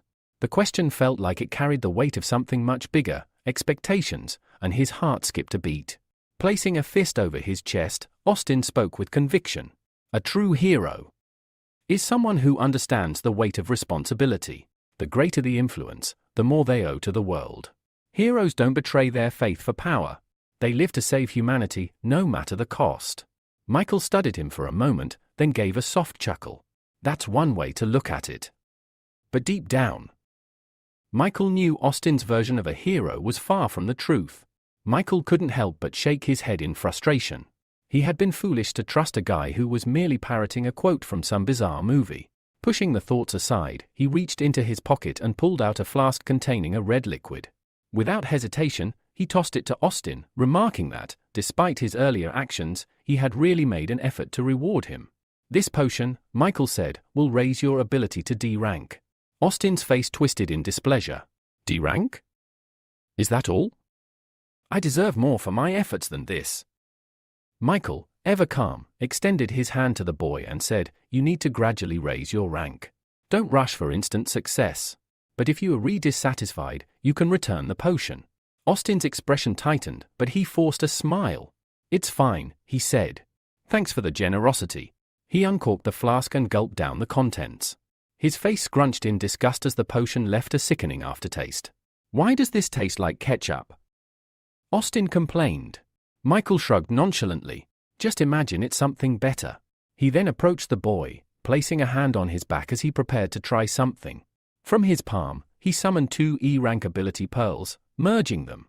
The result was the ability Werewolf Power, D-rank, a transformation that allowed the user to freely shift into a werewolf form, regardless of the moon. Austin, confused and expecting some kind of dramatic change, was disappointed to see no immediate effects. Michael chuckled lightly. You have to activate it, Austin, or else nothing happens. The boy raised an eyebrow in confusion, and before he could react, Michael clenched his fist and delivered a powerful punch to his face. Austin collapsed to the ground, the impact leaving a bruised black eye. Stop! Austin cried, tears in his eyes, but Michael didn't stop. This is necessary. You need to be stronger. For the next half hour, the park echoed with the boys' agonized cries as Michael continued the brutal training. Finally, Michael activated the ability pearl within Austin's body. The boy's transformation was immediate, his body rippling with newfound power as he shifted into the werewolf form. He marveled at the change, his strength surging. Michael allowed him a few moments to revel in the transformation before calling him back to his senses. You need to cancel the transformation now, Michael said, observing Austin's growing exhaustion. That form is exhausting to maintain for long periods. Austin, though displeased, followed the instructions and reverted back to his original form. Michael then offered some advice. Keep a close watch on the blue pills. Be careful, those who use them are often emotionally unstable. Austin smiled, satisfied with the new power he had gained. Thanks for the advice. Ignoring the gratitude, Michael continued, for your next task, I need you to gather dirt on heroes who secretly engage in dirty deeds. Austin hesitated, asking if this meant the organization wanted to recruit new followers. Michael grinned, his voice dripping with intrigue. Not everyone can join. Some are just raw material. Austin's eyes widened in surprise. You mean? The organization plans to absorb their power. Michael laughed darkly. Where do you think the potion came from, Austin? With a sudden movement, he activated his metal shield, flying into the air. Gather the necessary materials for your C-rank ability. Work hard, Austin. The boy watched him, disheartened, but knowing he had no choice. With a sigh, he pressed his hand to his forehead and shouted, I'll do it. I'll complete the mission, no matter what. Later, Michael flew across the sky, making his way to the rocky coast to train in isolation. He had no intention of attracting attention. Landing on an empty beach under the night sky, he removed his mask and smiled in contentment. This secluded spot was perfect for training his snow woman abilities. He extended his hand, summoning a golden portal. Moments later, a joyful Sophia emerged, rushing to him with a bright smile. I've missed you so much, she exclaimed, eager for their reunion. But Michael halted her, his tone serious. Now's not the time for that. We need to train. Sophia, frowning, hesitated. I don't want to hurt you. Michael reassured her, you're a C-rank summon. You can't harm me. Her hesitation faded as confidence filled her, and she jumped back, landing on an icy ledge. Then I'll attack first. A satisfied smile played across Michael's face as he nodded approvingly. Exactly what I expected from you, Sophia, he observed as she concentrated deeply. In response, Sophia unleashed all of her power, and the surrounding sea was quickly covered in a thick layer of ice, extending for kilometers. Snowflakes began to fall from the sky, adding an eerie chill to the air. However, Michael's focus shifted when he noticed a small rift in the space before them. A frown creased his face as he immediately suspected something was wrong. The rift grew wider, and soon, a massive paw from a monster emerged, followed by the creature itself, an enormous frog, crawling out of the rift. A message appeared before Michael, confirming that it was a B-rank humanoid monster. His relief was fleeting, as he realized that this was only a D-rank invasion, but still, it was a dangerous situation. Just as he was processing this, another creature, a unicorn, also leaped out of the rift. Both monsters immediately locked their sights on Sophia, who had no idea what was about to happen. It wasn't until Michael shouted a warning that she turned to face them. Upon seeing the creatures, Sophia froze in shock. Before she could react, the frog closed the distance between them and struck her with a powerful blow, sending her flying through the air. Realizing the danger, Michael knew he couldn't afford to do nothing any longer. He rose into the air, but before he could act, a blinding flash of light enveloped him. As the light faded, he removed his hand from his face and looked around in confusion. The first thing he saw was a huge block of ice, now hovering above the water. Cracks began to form along the block, and as the walls shattered, Sophia emerged from the ice, fully grown. She hovered above the ground, her gaze fixed on the monsters. Her voice, cold and menacing, echoed as she threatened the creatures, "Are you really that desperate to die?" With her words, the snowstorm intensified, and the temperature dropped further. The frog, struck by a fragment of the ice block, staggered out of the hole it had created. It stared at Sophia, croaking loudly as if to communicate. Sophia cursed under her breath, clearly irritated. At that moment, Michael cautiously approached, noting how much Sophia had changed. She explained, "This is my combat form." Michael blinked, clearly a little embarrassed, and turned his gaze away. Before they could speak further, Sophia wasted no time. She turned her attention back to the frog monster, unleashing a barrage of ice needles. The creature was instantly frozen into an ice statue, but Michael's question about its fate was met with a quick response. It's not that simple. As if on cue, the frog broke free from its icy prison, and smaller fragments of ice flew in every direction. Michael, seeing an opening, activated his flame control ability. A bolt of blue fire shot toward the frog, but the creature managed to dodge. Undeterred, Michael launched several more fire attacks, each one narrowly avoided by the frog. Turning to Sophia, he urged, "Try to stop it."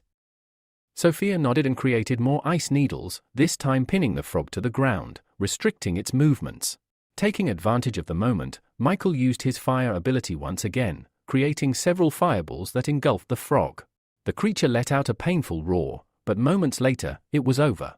With the battle won, Michael landed gracefully on the ground. He approached the now-dead frog and knelt, activating his extraction ability. A message appeared, indicating that he had acquired the physical training ability, D rank, which allowed him to enhance his physical stamina through training. Sophia, sitting down beside him, remarked, "We lost one." Michael rose from his knees, scanning the area for any sign of the unicorn. Sophia, pointing towards the distant city, noted that there was a high probability the creature was heading there. Michael agreed, and they prepared to pursue. However, just as they were about to set off, Sophia suddenly clutched her head, shouting in frustration, "It's not fair. I've only just broken free, and now part of me wants to take control again." Michael, concerned but focused, watched as Sophia struggled with her internal conflict. What had seemed like a routine training session had quickly escalated into something much more dangerous, and the situation with the unicorn was far from over. Michael's curiosity got the best of him as he excitedly asked Sophia what was happening. But the response he received wasn't from Sophia at all, it was from a completely different entity inside her. Miranda, as she revealed herself to be, desperately tried to resist taking control of Sophia's body. She shouted, "My name is Miranda, not the Snow Maiden." Before Michael could react, Miranda grabbed him by the cloak, her grip tight as she whispered that she wouldn't let anyone take this opportunity away from her. In a move that left Michael in a state of shock, Miranda closed her eyes and leaned in for a kiss. His face turned a mix of surprise and embarrassment. However, her desires didn't come to fruition as she suddenly reverted back to her smaller, more innocent form. Michael quickly reacted, catching Sophia in mid-air and gently lowering her to the ground. Sophia, now back to her usual self, looked confused and asked, "What just happened?" Michael, surprised by her question, stroked her head softly, asking if she truly didn't remember anything. She responded with confidence, saying she had no recollection of what had just occurred, only that they were about to begin training. This moment left Michael with a chilling realization. Sophia seemed to have two personalities, and they didn't share a common memory. His thoughts were interrupted when Sophia suddenly smiled brightly and joyfully exclaimed, "Finally, you stroked my head." With a childlike innocence, she stretched out her arms, asking him for a hug. Michael was stunned by her request. After a brief pause, he sighed, realizing that dealing with her dual personalities would certainly cause problems in the future. Standing up, he offered her his hand to help her up, but Sophia shook her head and said she was too tired and wanted to sleep. He agreed and told her she could return and rest. With his permission, she activated a portal, covering her mouth with her hand and waving to him as she said goodbye. "I'll miss you," she called out before disappearing through the portal. Left alone on the deserted shore, Michael glanced towards the city. He knew he had to hurry, but at that moment, a joyful Austin was making his way back, passing by the same shore. He noticed something unusual in the distance and slowed down, trying to understand what was going on. As he peered into the distance, he soon saw a huge unicorn charging toward the shore. A wave of horror gripped Austin, and he immediately slammed on the brakes. He spotted a group of young people relaxing on the beach and quickly ran out of the car, waving his arms and shouting at them, "A dangerous monster is coming. Get out of here!" The group, initially skeptical, turned their attention to him. A dark-haired girl glanced at Austin and told the others to pay attention to the strange man. Albert, irritated by Austin's behavior, dismissed him as someone trying to draw attention. However, another girl listened closely and caught his words, realizing he was warning them about a monster. At that moment, the group turned toward the water and saw the unicorn, its massive form now mere meters away from them. Austin, frozen in place, didn't know what to do. Should he risk his life to help these people or retreat to safety? Weighing his options, he decided to rush toward the shore, thinking back to when he had failed to act before. He wasn't going to make that mistake again.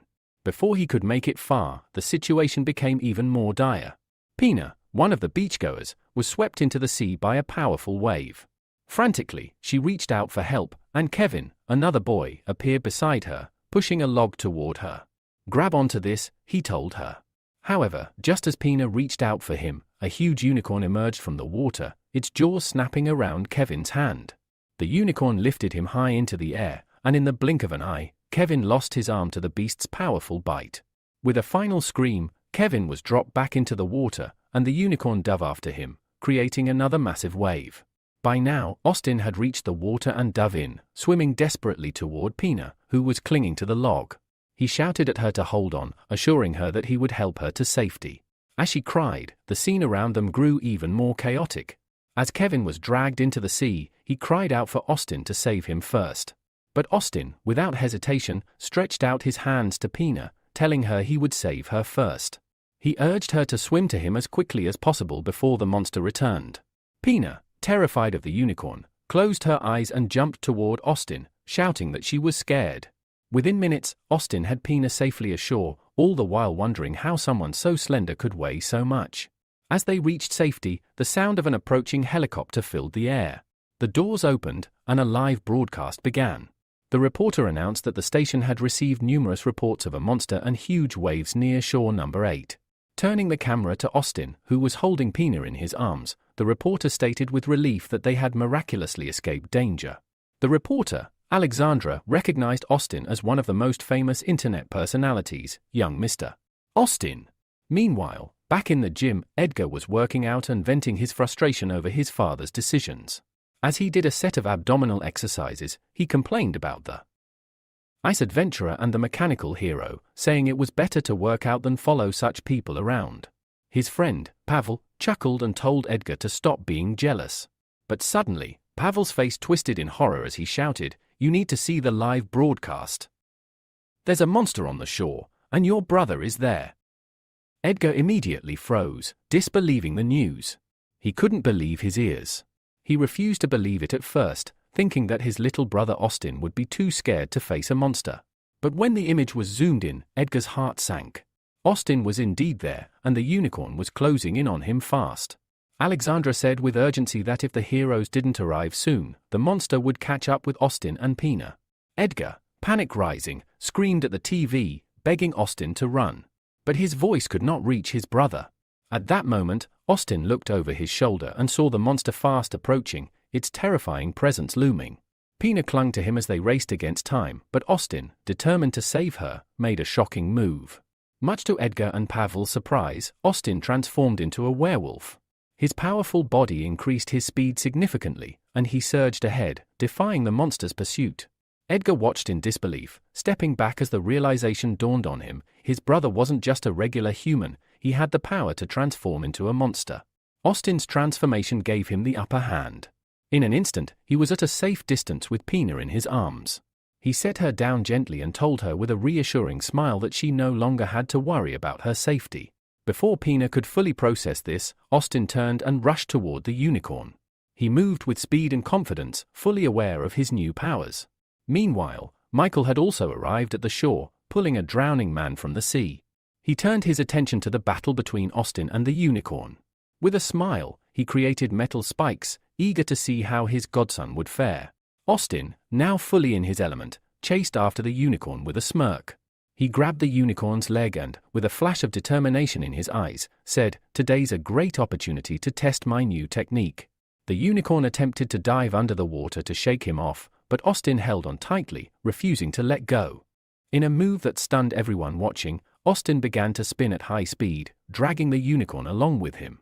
He released the unicorn at the right moment, sending it flying high into the air. Austin watched with a confident grin as the unicorn soared away, and he proudly declared, "I've long stopped being the kind of person who runs away or hides until the rescuers arrive." Moments after Austin launched the unicorn into the air, the beast crashed lifelessly into the water just meters from where he stood. Believing he had claimed victory, Austin threw his hands up triumphantly and shouted that he was now just one step away from surpassing his father and older brother to become an S-rank hero. Michael, who had been quietly watching from the sidelines with his metal spikes ready, smiled and acknowledged that Austin had done well. He noted that the young hero had truly changed public opinion for the better. Meanwhile, Pina's terrified friends ran up to her, frantically asking about Kevin. Still shaken, Pina explained that Kevin had been dragged into the sea by the monster while trying to save her. Albert and Vicky looked at her in disbelief. But Pina pointed at Austin, saying this brave hero had promised to help her save Kevin.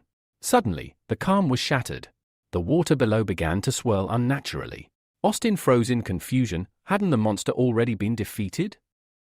Without warning, the water surged up and wrapped around his legs, lifting him high into the air in a vortex. From behind came the chilling neigh of the unicorn. The monster, still alive, drove its sharp horn into Austin's back.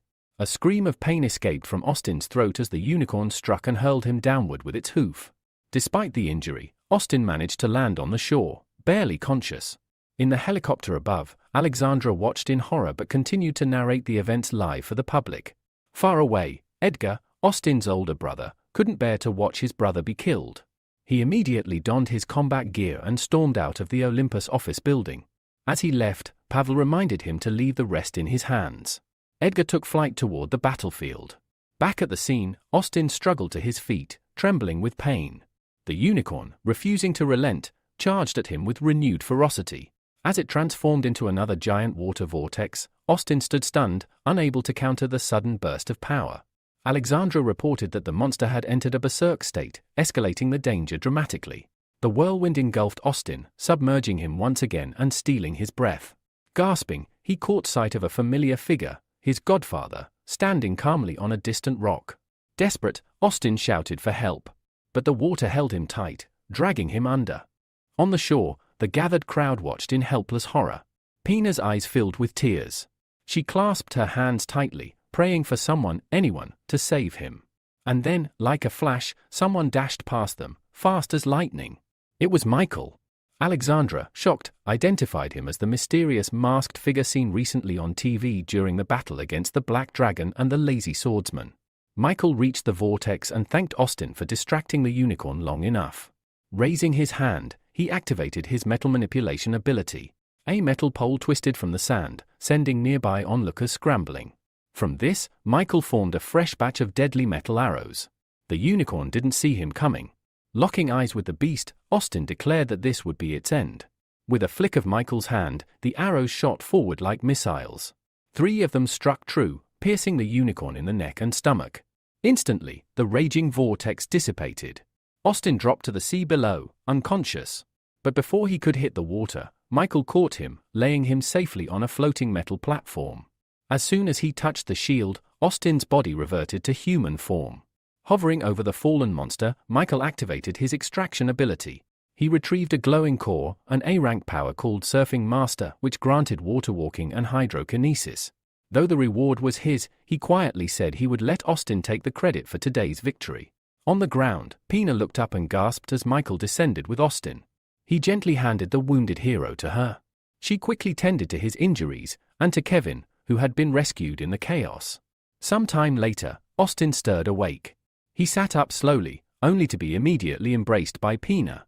She threw her arms around his neck and thanked him through tears.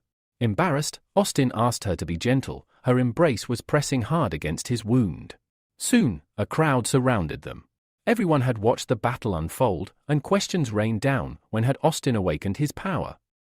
How long had he been hiding it?